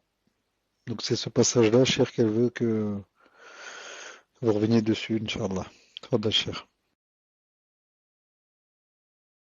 Je lis ce qu'a dit Cheikh Fawzan Hafidallah. Il a dit la foi en Allah Azza wa Jal et son adoration, la foi en Allah Azza wa Jal et son adoration, c'est-à-dire les deux. Et ici, c'est-à-dire ET. Son adoration implique la soumission à son jugement, de sa loi et le fait de retourner à son livre ainsi qu'à la sunna de son envoyé lors de divergences de propos ou de fondements dans les conflits à propos du prix de sang, des biens et de tous les droits. Je répète, la foi en Allah Azza wa Jalla et son adoration implique la soumission à son jugement de sa loi et le fait de retourner à son livre ainsi qu'à la sunna de son envoyé alayhi salam lors d'une divergence de propos, de fondements dans les conflits à propos du prix du sang, des biens et de tous les droits. Car Allah Azza wa Jal est le juge et c'est lui qui juge. C'est à lui qui revient de juger. Donc, si vraiment on est mu'min, si vraiment on est croyant, on adore Allah Azza wa Jal, on doit accepter, c'est l'acceptation de sa loi. On accepte sa loi et on retourne à sa loi, c'est-à-dire au livre et à la sunna du prophète islam, s'il y a une divergence de propos, de fondement. Imagine que, par exemple, moi je dise l'époux et l'épouse, par exemple, ils ont dit, par exemple, la dot, par exemple. Ensuite, il a consommé le mariage, par exemple. Il a divorcé. Elle lui dit, tu as 100 euros. Il veut divorcer. Donne-moi la dot et 500 euros. Il lui dit, non, je te donne seulement 50. On a dit 250, je te donne la moitié. Pourquoi? Il lui dit parce que, par exemple, le défaut vient de toi. Je viens de trouver un défaut que tu m'as caché ou je ne sais pas. Ici, qu'est-ce qui s'est passé? Il y a une divergence. Naam. Qu'est-ce qu'on doit faire? Si on est vraiment croyant, bien on va demander aux savants, moi je ne connais pas bien le Coran ni la Sunna, qui vont nous dire ce qu'a dit Allah Ta'ala ou ce qu'a dit son prophète dans une chose pareille. Et dans une chose pareille qu'Islam. Il a dit que yani, si une personne consomme le mariage, elle doit donner toute la dot. Même si elle trouve un défaut dans la femme. Dans ce cas, celui qui lui a présenté cette femme, c'est lui qui lui paye le défaut, disons les dégâts. Non. Mais il doit donner toute la dot pour quoi? Consommer. Comme ça a dit le prophète sallallahu alayhi wa sallam. Donc, dans les conflits, il y a un conflit entre moi et une personne. Il revient à ce qu'a dit Allah, ce qu'a dit son prophète alayhi salam. Naam. À propos du prix du sang. Naam. J'ai tué quelqu'un, maintenant combien je dois donner puisqu'ils ont accepté de ne pas me tuer, mais qu'ils prennent la rançon, c'est combien le prix? C'est Allah Ta'ala, son prophète qui en décide. Ce n'est pas n'importe qui décide. Des biens et de tous les droits. Des biens et de tous les droits. Dans tous les droits, on revient à Allah Ta'ala ou son prophète. Tfadal. Question suivante, question d'une sœur. Ahsanallahu ilaykum. Est-ce que cette pratique dans la ruqya est permise? Boire beaucoup d'eau dans laquelle on a récité le Coran, au moins 2 litres, et ensuite mettre ses doigts pour se faire vomir afin de faire sortir le sihr. Barakallahu fikum. Tfadal Cheikh. Naam, ce n'est pas interdit. Ce n'est pas interdit de faire cela. Naam, Ibn al-Qayyim rahimahullah l'a cité dans Zad al-Ma'ad et dans ses livres. Il dit que le sihr c'est un poison qu'on a mangé. Bien sûr, si on l'a mangé, il y a beaucoup de sans faire manger la personne. Maintenant, si on a fait manger la personne le sihr, c'est quoi? C'est le poison qu'il y a dans l'estomac. Pour le faire sortir, c'est pas facile. Le raqi fait boire à la personne des fois 4-5 litres jusqu'à ce qu'il vomisse. Tfadal. Question suivante. Vous avez dit pendant votre cours que si on ne juge pas d'après le Coran et les ordres d'Allah, on est considéré comme un pervers et mécréant. Qu'en est-il des gouverneurs qui jugent avec autre loi que celle d'Allah? Exemple, le roi Mohammed VI, car je suis marocain et je n'ai jamais vu autant de kufr de ma vie qu'au Maroc, et le roi juge en rien avec les lois divines. Hafizakumullah. Tfaddal Cheikh.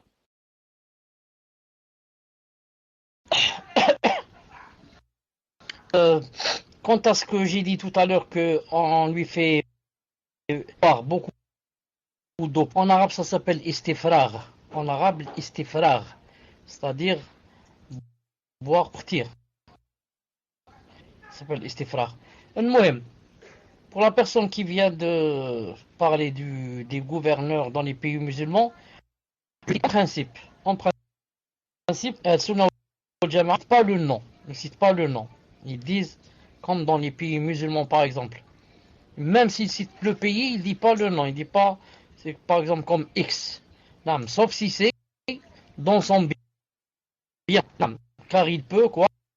Des âmes.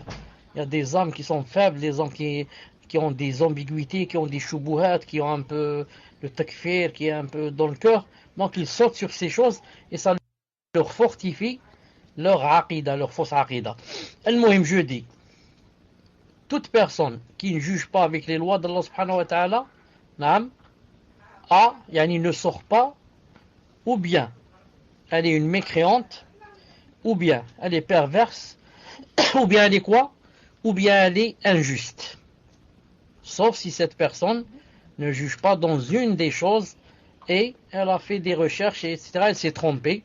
Ça, Allah Ta'ala lui donne bien sûr des récompenses. Donc maintenant, comment je fais moi? Moi, ça ne m'intéresse pas que le gouverneur dans le pays auquel je vis, est-ce que c'est un pervers, un injuste, ou un petit mécréant ou un grand mécréant? Car de tout cela, c'est lui qui sera interrogé Yawm al-Qiyamah. Allah Ta'ala ne va pas me dire Yawm al-Qiyamah, écoute, j'allais te faire entrer au paradis, mais il te reste une question. Ton gouverneur, par exemple, supposons Bouteflika, ou le roi 6, est-ce qu'il était mécréant ou non? Et est-ce qu'il était de la grande mécréance ou la petite? Est-ce qu'il était pervers ou injuste? Il ne va pas me demander ça, ou alhamdoulilah, c'est une grande ni'ma. Il va me demander à moi, est-ce que j'appliquais l'islam? Est-ce que j'obéissais à Allah? Est-ce que je m'éloignais des péchés? Ensuite, lui, le gouverneur, il va lui demander à lui, pourquoi tu n'as pas jugé avec les lois d'Allah? Pourquoi ceci, pourquoi cela? Grande ni'ma, ou alhamdoulilah. Reste... Donc, naam. Ensuite, supposons maintenant, quelqu'un va dire, pourquoi? C'est bien de savoir, par exemple, s'il est kafir ou pas kafir. Il est un grand kafir. Supposons maintenant que ça soit un grand kafir. Quelqu'un qui soit sorti de l'islam. Automatiquement que je dois lui déclarer la guerre et prendre le fusil de chasse et former un groupe et se re contre lui. C'est pas la aqida ni le minhaj de Al-Sunnah al-Jama'a. Sunnah al-Jama'a disent, si les kafir, il faut quoi? Il faut conditions. Est-ce qu'on a les moyens, par exemple? Vous avez compris, est-ce qu'on a les moyens de le combattre? Je donne un exemple très simple. Le gouverneur de la Syrie, ce sont les savants contemporains qui ont dit de lui que c'est un Nusayri. Un Nusayri, c'est un kafir. Comme salam wa barakatuh. Pour ceux qui ne savent pas, ça veut dire Alawi. Alawi, ça vient de Ali. Ils adorent Ali à la place d'Allah subhanahu wa ta'ala. Maintenant, quand les gens, c'est-à-dire le peuple, est sorti contre Bachar, contre ce Bachar, ils sont sortis contre lui.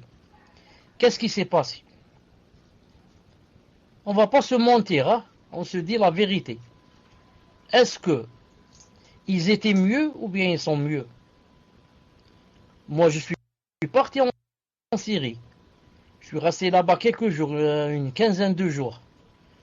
Je me suis cru que, subhanallah al-azim, la quiétude, la sécurité totale, la vie pas chère du tout.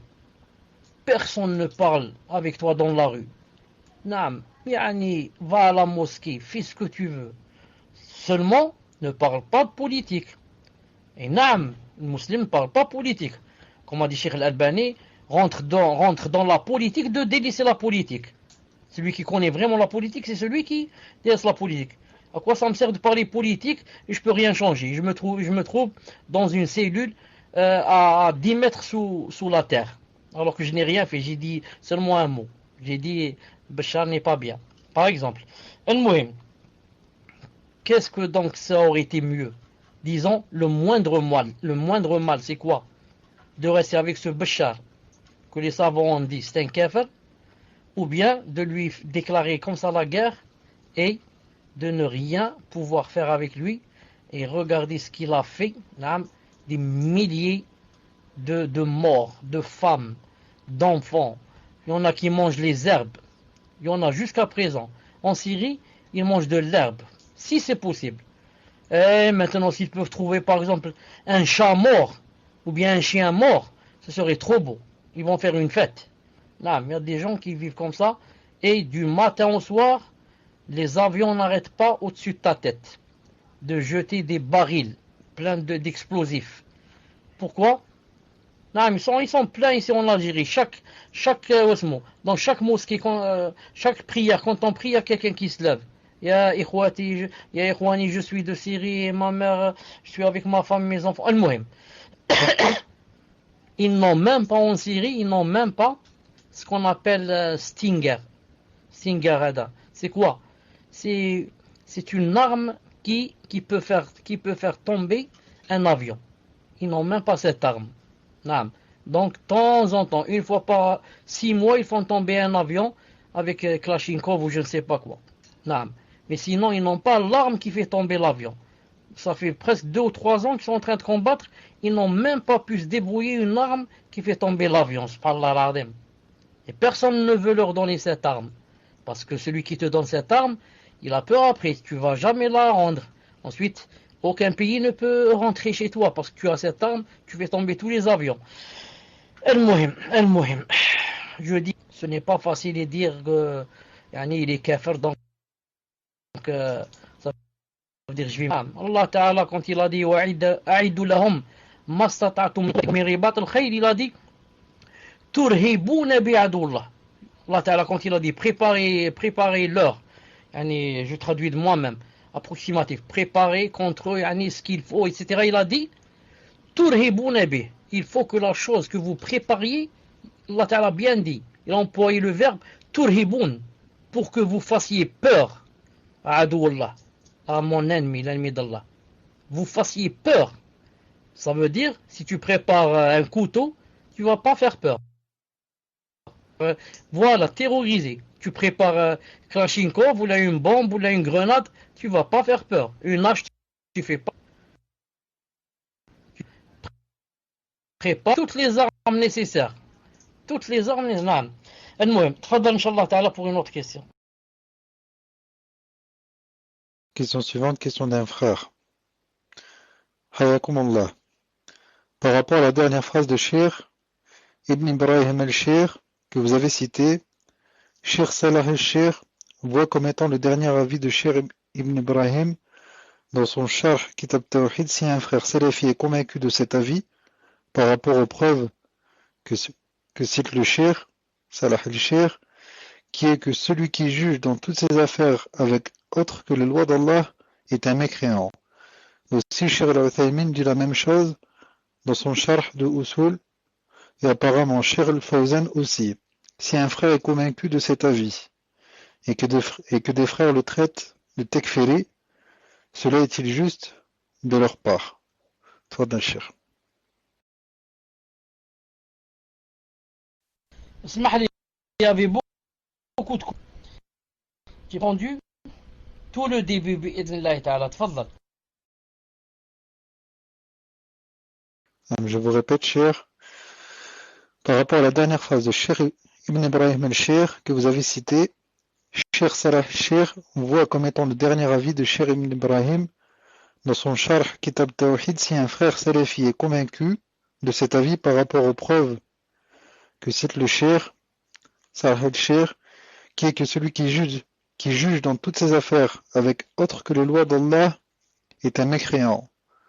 Aussi Cheikh al-Uthaymin dit la même chose dans son Sharh et apparemment Cheikh al-Fawzan aussi. Si un frère est convaincu de cet avis et que des frères le traitent de tekfiri, cela est-il juste de leur part?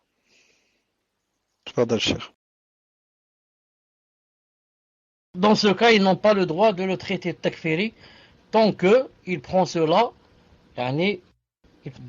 d'un ou grand savant contemporain. Donc c'est impossible de dire que c'est un takfiri, mais juste de dire qu'il y a divergence en cela. Que Ben Baz, rahimahullah, et tous les autres, Mia et les autres disent que il faut faire la différence entre celui qui reconnaît le statut et celui qui ne reconnaît pas. Donc ils n'ont pas le droit de le classer comme takfiri si vraiment il a pris ça, des grands savants. Fadal.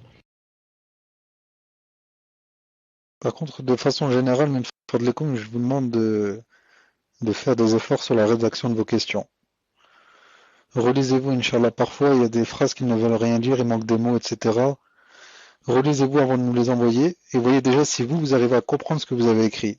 Car c'est sûr que parfois, vous-même, si vous relisez, vous verrez que vous ne comprenez pas ce que vous écrivez. Barakallahu fikum de faire des efforts.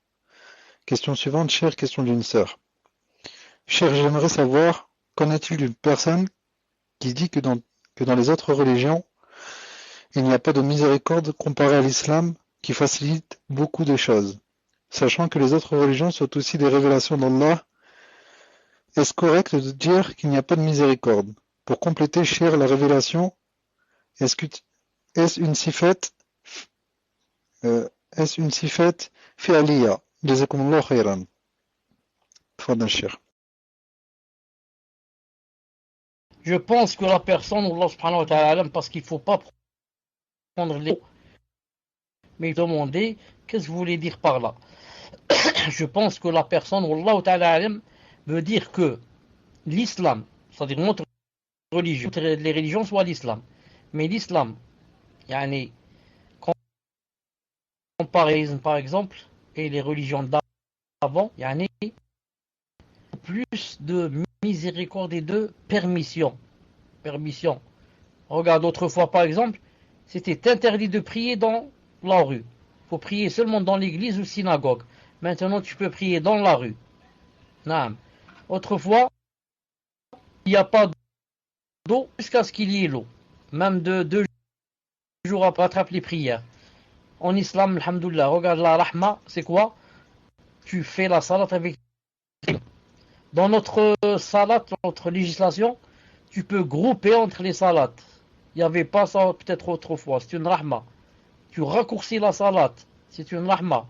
Et comme ça, la personne veut dire, dans notre religion, il y a plus de miséricorde que dans celles qui ont précédé. Non. Sinon, dire qu'il n'y avait pas du tout de miséricorde, c'est pas vrai. La religion devient le ranima aussi. Non. Le ranima autrefois, la ranima, le butin. Le butin autrefois, il ne fallait pas le prendre, il fallait le brûler. C'est-à-dire qu'Allah Ta'ala va envoyer un feu pour le brûler. Maintenant, le butin, chez nous, c'est permis et on va le partager entre les soldats. Vous avez compris? Mais de là à dire que dans les autres religions, il n'y avait pas du tout de miséricorde, ça se contredit avec ce din qui vient du tout miséricordieux, très miséricordieux. Nam. Quant à la révélation, est-ce que c'est une sifat? J'ai pas compris qu'est-ce qu'elle veut dire exactement par le mot révélation, pour qu'elle me le donne en arabe. Tfaddal. Donc on demande à cette sœur de s'adresser au frère Ta'am Allah. Question suivante, question d'un frère. Cher, ainsi que tous ceux qui nous entendent, concernant l'intercession du prophète sallallahu alayhi wa sallam le jour du jugement, j'ai entendu à la télé en Algérie, sur la chaîne Iqra, qu'il va demander à Allah subhanahu wa ta'ala d'intercéder pour les musulmans, mais aussi pour ce qui m'a étonné. Je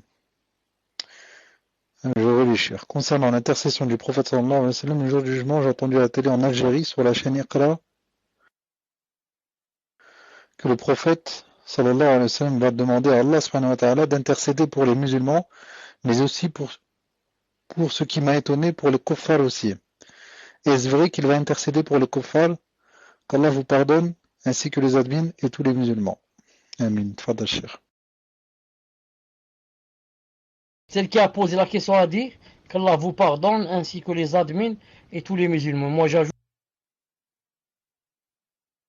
pardonne à cette personne qui a parlé ainsi à la télévision et a égaré des millions de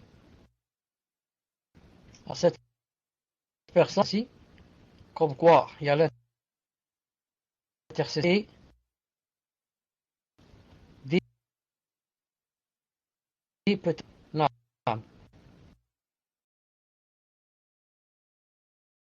Salam alaikum.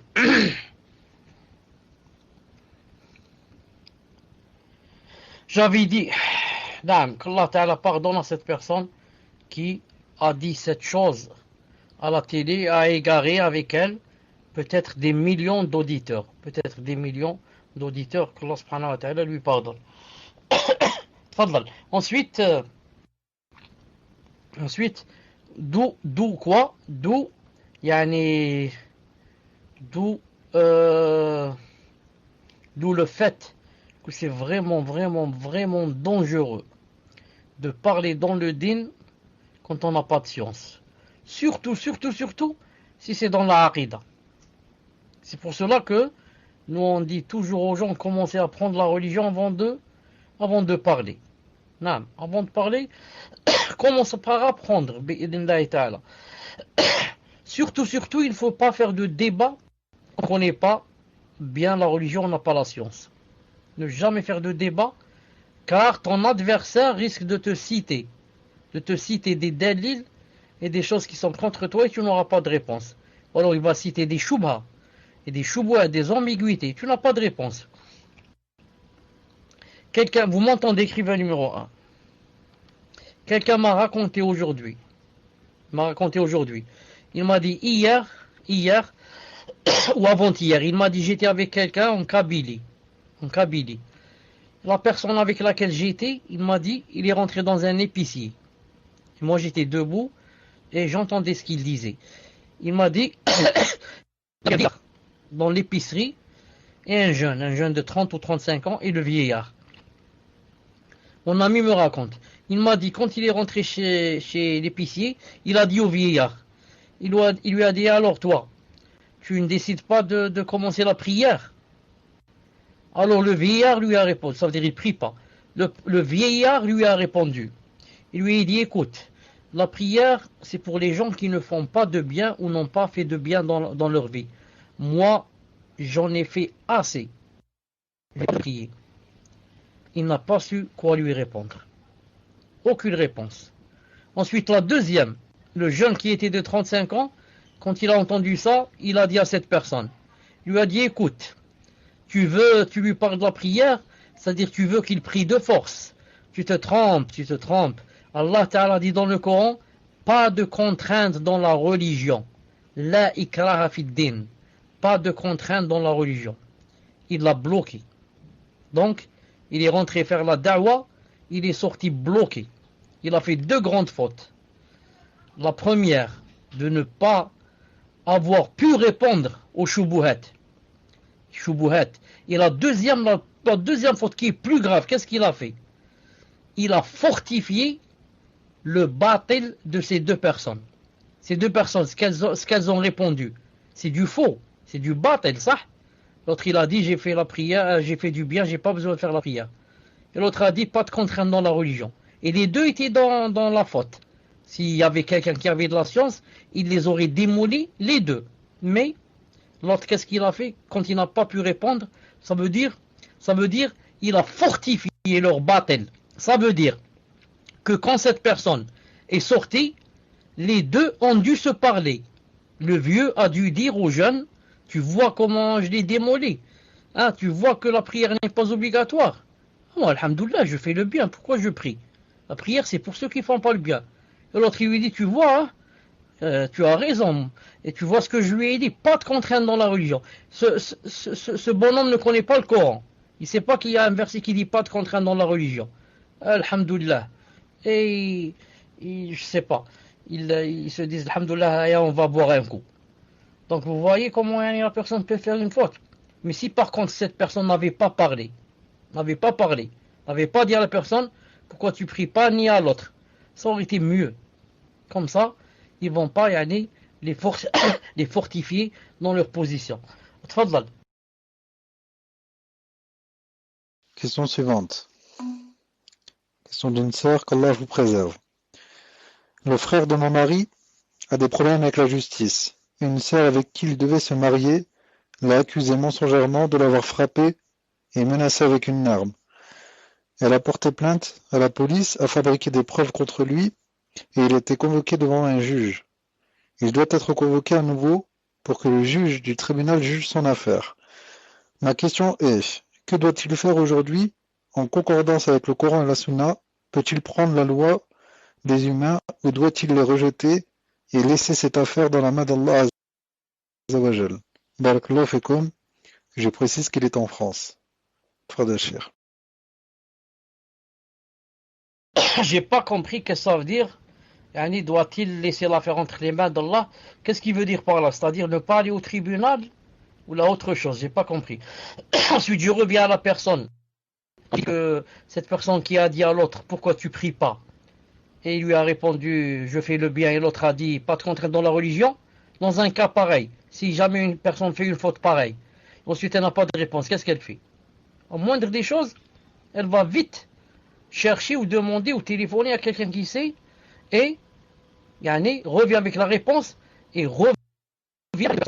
Non, elle ne les laisse pas comme ça croire qu'ils ont dans le juste. Elle revient et leur dit, voilà, tout à l'heure tu as dit ceci et cela, et bien voilà la réponse.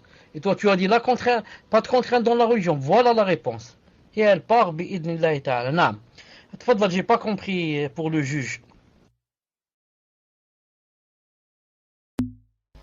Salam alaikum. Est-ce que vous avez du son? C'est que mon micro n'était pas branché. Alhamdulillah. Donc, cher, la question c'est.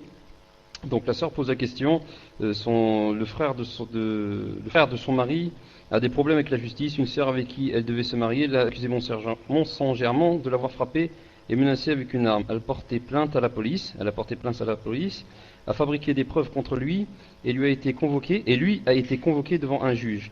Il doit être convoqué à nouveau pour que le juge du tribunal juge son affaire. Donc sa question est, que doit-il faire aujourd'hui en concordance avec le Coran et la Sunna? Peut-il prendre la loi des humains ou doit-il les rejeter et laisser cette affaire dans la main d'Allah Azza wa Jal? C'est-à-dire la main d'Allah Azza wa Jal, je pense qu'elle dit ne pas porter plainte et rien faire. Allahu a'lam. Mais moi, ce que j'ai compris, c'est que c'est elle qui a porté plainte, c'est pas lui. C'est elle qui a déposé plainte contre lui. Donc lui, maintenant, on pose la question, qu'est-ce qu'il doit faire? Qu'est-ce qu'il doit faire? Il doit éviter les dégâts au maximum. Voilà, il est.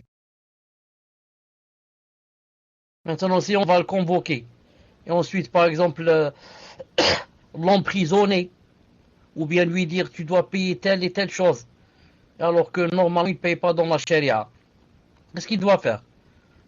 Il n'a pas d'autre solution, par exemple. Donc, il doit détester ça avec son cœur.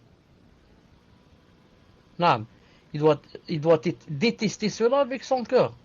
Il dit, ya Allah, shahad, ya Allah, sois témoin que c'est de l'injustice qu'ils font. Ce n'est pas ta charia. Maintenant, si on l'emprisonne, il doit aussi s'en remettre à Allah Ta'ala.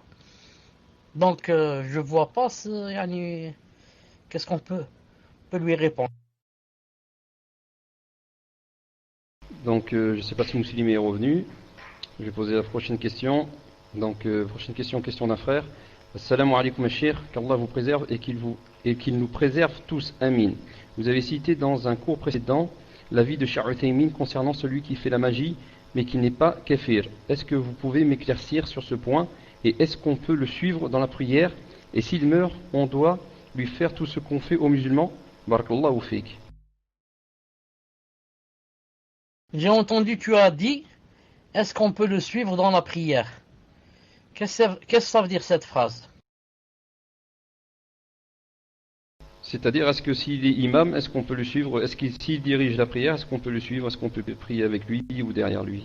Je pense que ça doit être ça. Allahu a'lam, Yachir. Car j'ai eu peur de comprendre que il voulait dire s'il meurt, est-ce qu'on prie sur lui?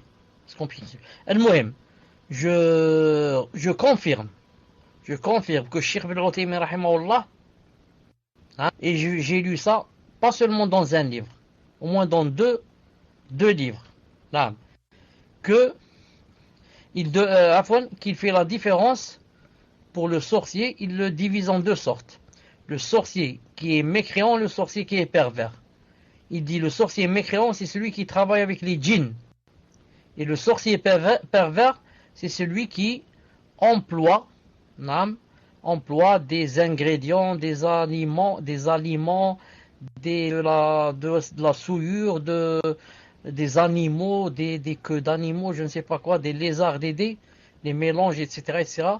Et c'est-à-dire empoisonne la personne. Il donne à manger pour lui faire du sihr. Il a dit celui-là il n'est pas kafir, il est seulement pervers. Comme ça il dit. C'est un avis, masha'Allah. Al-Muhim. Maintenant, si une personne pareille guide dans la salat, on va voir.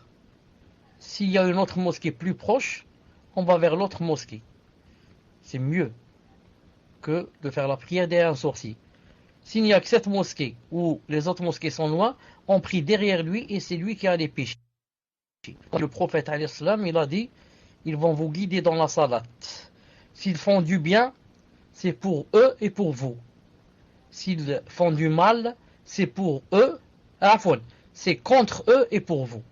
C'est contre eux et pour vous. Comme ça a dit le prophète alayhi salatu wassalam. Tfaddal, il reste combien? Il reste 5 minutes. Tfaddal. Non, on prie sur lui, c'est un pervers. Il y a seulement le kafir, hypocrite kafir, et le kafir qu'on ne prie pas sur eux. Tout musulman, même s'il a bu l'alcool toute sa vie, quelqu'un qui toute sa vie buvait de l'alcool et la drogue, et il reconnaissait que c'était haram, c'est un pervers. S'il priait, c'est un pervers. Et on prie sur lui, bi'idhnillahi ta'ala. C'est le minhaj et la aqida de al-sunnah ou al-jama'a. Et les savants et les gens de science, etc., ne prient pas sur lui pour faire peur aux autres. Pour faire peur aux autres, comme ça, toute personne qui boit de l'alcool aura peur. Elle dit, si je meurs, ils ne vont pas prier sur moi, les savants. Non, peut-être qu'il va délaisser l'alcool. Tfaddal. Donc, prochaine question. C'est la question d'un frère. Alors, je vais lui demander une petite précision, mais frère, Inch'Allah. Salam alaikum wa rahmatullahi wa barakatuh, ya Sheikh. Hafadhakallah, barakallahu fik, fi ilmik wa ahlik. Qu'Allah vous accorde la réussite fi dunya wal akhira, ainsi que les admins pour leur travail. J'avais une question la semaine dernière, wa subhanallah, qui a le même sujet que ce soir, en ce qui concerne les soi-disant imams, surtout ceux qui sont proposés par l'État, et ceux qui malheureusement ne sont pas du minhaj salafi ahl sunnah wal jama'a. Surtout un en particulier en Algérie, ce soi-disant Shamsuddin Boudouni, qui fait sa da'wa soi-disant Maqal Allah, Maqal Rasulullah, alors qu'il a fait un reportage dans une chaîne connue en Algérie sur nous les wahhabites pour tromper les gens. Veuillez nous expliquer. Que ma question a été bien claire, car ces genres d'imams sont envoyés par le gouverneur. Barakallahu fik. Donc je pense que le frère vous demande d'expliquer qui est cette personne, Shamsuddin Boudouni. Barakallahu fik, ya Cheikh. Cette personne est une personne que Allah subhanahu wa ta'ala a envoyée comme épreuve pour les musulmans. Subhanallah al-Azim. Maintenant, les musulmans en Algérie sont éprouvés par cette personne. Et subhanallah al-Azim, maintenant il commence tellement à être connu que maintenant on peut même l'écouter de France et d'ailleurs. C'est maintenant sur la parabole. Et le problème, c'est que cette personne, la plupart, je dis à 80%, des gens de la masse aiment cette personne.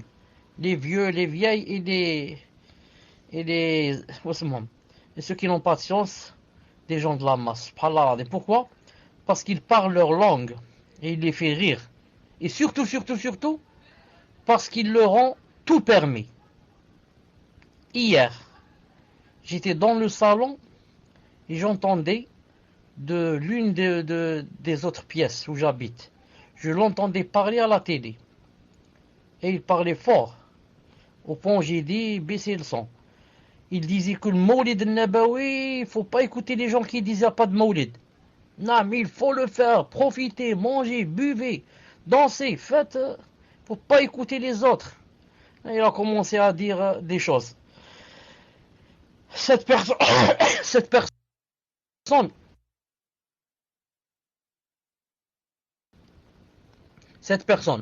je personnellement, et il y a, vous m'entendez pas? Dites-moi si vous m'entendez pas. Et cette personne, je disais, Fawzi, laisse-moi le temps de, de tousser. Là, je disais, cette personne, je la connais personnellement. Et ça fait 30 ans à peu près, je la rencontrais beaucoup. Et on la faisait venir, moi et certains da'i d'Alger, certains prêcheurs, pour essayer de la dissuader de sa mauvaise aqida. Et d'essayer de lui montrer la vérité, le haqq. Mais, subhanallah, il était chauvin. Il dit, je ne reviens pas. Le haqq, c'est d'être ash'ari. je suis contre les salafis, contre Mohamed Abdel Wahhab, et comme ça. Subhanallah al-Azim. Al-Muhim, cette personne-là est une épreuve pour les musulmans et surtout pour les salafis en Algérie. Ils n'arrêtent pas d'insulter les salafis, Cheikh Firkous et Mohamed bin Abdel Wahhab, Al-Albani et les autres, rahimahumullah ou jami'an. Jeudi passé, aujourd'hui on est samedi, il y a 2 jours, j'étais avec des frères comme ça, et on a fait une petite veillée. Je leur ai dit que cette personne, avant de venir à la télé pour faire son cours, au lieu de remercier Allah subhanahu wa ta'ala qui lui a donné cette ni'ma de venir parler devant, je ne sais pas, 20 millions, 30 millions d'auditeurs qui vont l'entendre. Donc il devrait être content de propager la sunna et de dire je vais leur apprendre telle chose, je vais déclarer, je vais blâmer telle et telle chose, telle bida. Lui il fait le contraire. Il s'assoit, il dit bon, qu'est-ce que j'ai aujourd'hui dans le menu pour déclarer la guerre aux salafis? Bon, alors aujourd'hui, comme ça il dit avant de venir à la télé, il dit donc je vais parler de celui qui met le pantalon au-dessus des chevilles. Et il va s'asseoir à la télé, il va dire une personne vient de m'écrire, alors que c'est pas ça, Ram, c'est pas la question, une personne vient de m'écrire et m'a dit que il faut obliger de s'habiller comme ça. Sinon, il ajoute des choses. Comme ça, je l'ai entendu. Il a dit, sinon tu vas aller en enfer. En enfer. Il commence à crier. Nam, c'est quoi cet enfer? Nam, à cause de 1 millimètre, j'ai descendu mon pantalon, je vais en enfer. C'est quoi ce din? C'est quoi cette religion? C'est qui? D'où ils ont ramené ça? C'est fou. Faut pas les entendre. Faut pas les écouter. Ce sont les ennemis de la sunna. Ce sont ceux-ci. Les ennemis d'Algérie. Les ennemis... Allahu Akbar. Hasbunallah wa ni'mal wakil. Donc moi j'ai dit à ses frères, je suis sûr, Inch'Allah ta'ala, Inch'Allah, que cette personne aura un coup va lui venir d'Allah subhanahu wa ta'ala qui va lui briser le dos tôt ou tard. Et rappelez-vous ce que je vous ai dit, bi'idhnillahi ta'ala. Car Allah ta'ala dit dans le Coran, dit à Cheikh que peut-être c'est l'État qui l'oblige. On me dit en whisper, on me dit à Cheikh que peut-être c'est l'État qui l'oblige. Premièrement, je connais cette personne personnellement. Et je me suis assis avec elle plusieurs assises, moi et d'autres, pour lui faire des rappels et l'exhortation pour qu'elle délaisse cette chose. Elle ne veut pas, ça fait 30 ans. On revient 30 ans en arrière, vers les années 81-82. Avec lui. Deuxièmement, l'État ne peut pas t'obliger. Moi, si l'État me dit il faut dire que ceci, cela, je dis je viens pas à la télé. Je fais ça bénévolement, ça. Lui, c'est pas un imam.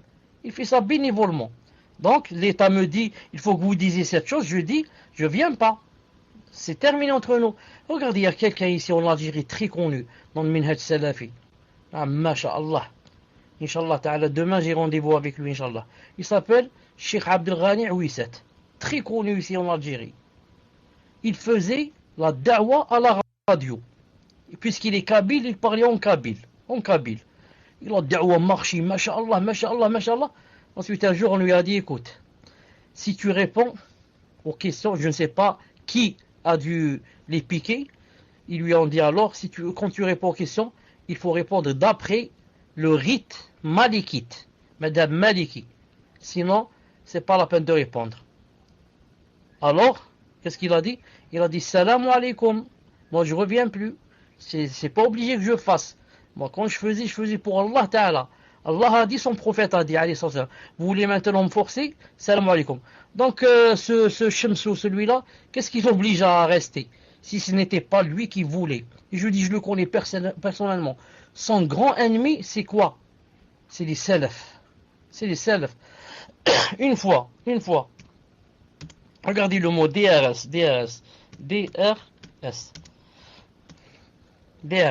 Une fois, on lui a dit Zama. Lui, il a dit comme ça. Il a dit, ma fille a vu dans le Facebook, elle a vu, ou là sur Internet, je crois qu'il a cité Facebook, que les gens disent de moi que je fais partie du DRS. Direction du renseignement et de la sécurité, DRS, c'est-à-dire la sécurité militaire. Il a dit, oui, c'est vrai. Je lui ai dit, ma fille, c'est vrai. DRS, ça veut dire, Ana Dair Rayi Salafiya. Ça veut dire, je fais, c'est-à-dire, comment on va dire ça en français, ça veut dire que, yani, je fais, hein, c'est-à-dire que les salafis, je les, yani, presque si je puis dire, yani, je les écrase, c'est-à-dire que c'est mon problème. C'est-à-dire, du matin au soir, je ne parle que d'eux. C'est mes principaux adversaires. Des raïfs salafiyya. Je fais ce que je veux sur les salafis, c'est-à-dire contre les salafis. Regardez comment il a interprété la chose. Zama Sah, sa fille a vu cette chose et est venue lui dire c'est juste pour faire rire les gens et leur montrer que c'est vraiment un ennemi de la salafiyya. Je disais, Allah Ta'ala dit au Coran, il a dit, vous connaissez tous surat, wa rafa'na laka dhikrak. Lorsque Allah Ta'ala dit, wa rafa'na laka dhikrak. Et on a élevé dhikrak. Dhikrak, ton invocation. Il parle du prophète sallallahu alayhi wa sallam. Vous n'avez pas remarqué que le prophète sallallahu alayhi wa sallam est mort et jusqu'à présent, chaque adhan, on entend ashhadu anna Muhammadan Rasulullah. Ça ne s'arrête pas jusqu'à la fin du monde. Regardez comment Allah Ta'ala lui a élevé son nom et son invocation sans parler de sa sunna Allah Ibarak qui est partout. Cheikh Ibn Taymiyyah dit toute personne qui suit le prophète avec sincérité et l'aime et le suit avec sincérité, Allah Ta'ala va élever aussi son nom. Que ce soit dans cette dunya ou dans l'au-delà. Allah Ta'ala va élever son nom. Et toute personne qui est ennemi au prophète ou qui combat sa sunna, Allah Ta'ala va lui donner le statut de, lorsqu'il a dit dans le Coran, Inna shani'aka huwa al-abtar. Inna shani'aka huwa al-abtar. Ton adversaire, celui qui te hait, c'est lui, l'abtar, le coupé. C'est lui qui n'aura pas d'enfant. C'est lui qui, le frustré, si je puis dire. Inna shani'aka huwa al-abtar. Ibn Taymiyyah a dit, chaque personne qui est contre le prophète ou bien qui combat, le combat lui ou combat sa sunna, il a dit à une part de ce verset qu'Allah Ta'ala va lui couper les pieds, mais qui n'ira pas loin. Donc je dis cette personne bi'idhnillahi Ta'ala n'ira pas loin. Allah Ta'ala aura le dos brisé sauf s'il fait la tauba. Il n'a pas le Cheikh Ferkous, il a dit c'est qui celui-là, il n'a pas de science. Il a dit comme ça, il ne faut pas écouter Cheikh Ferkous, il n'a pas de science. Subhanallah al-Azim. Qu'est-ce qu'on dit? Hasbunallah wa ni'mal wakil. Hasbunallah wa ni'mal wakil. Hasbunallah wa ni'mal wakil. Subhanak Allahumma bihamdik, ashhadu an la ilaha illa ant, astaghfiruka wa atubu ilayk. Le frère Ibn Hadis, tu es là, j'ai besoin de toi 5 minutes, inshallah ta'ala. Assalamu alaikum wa rahmatullah wa barakatuh. Beaucoup de gens parlent sur les gens, c'est pour ça qu'on a. نعم جزاكم الله خيرا جميعا. السلام عليكم ورحمة الله.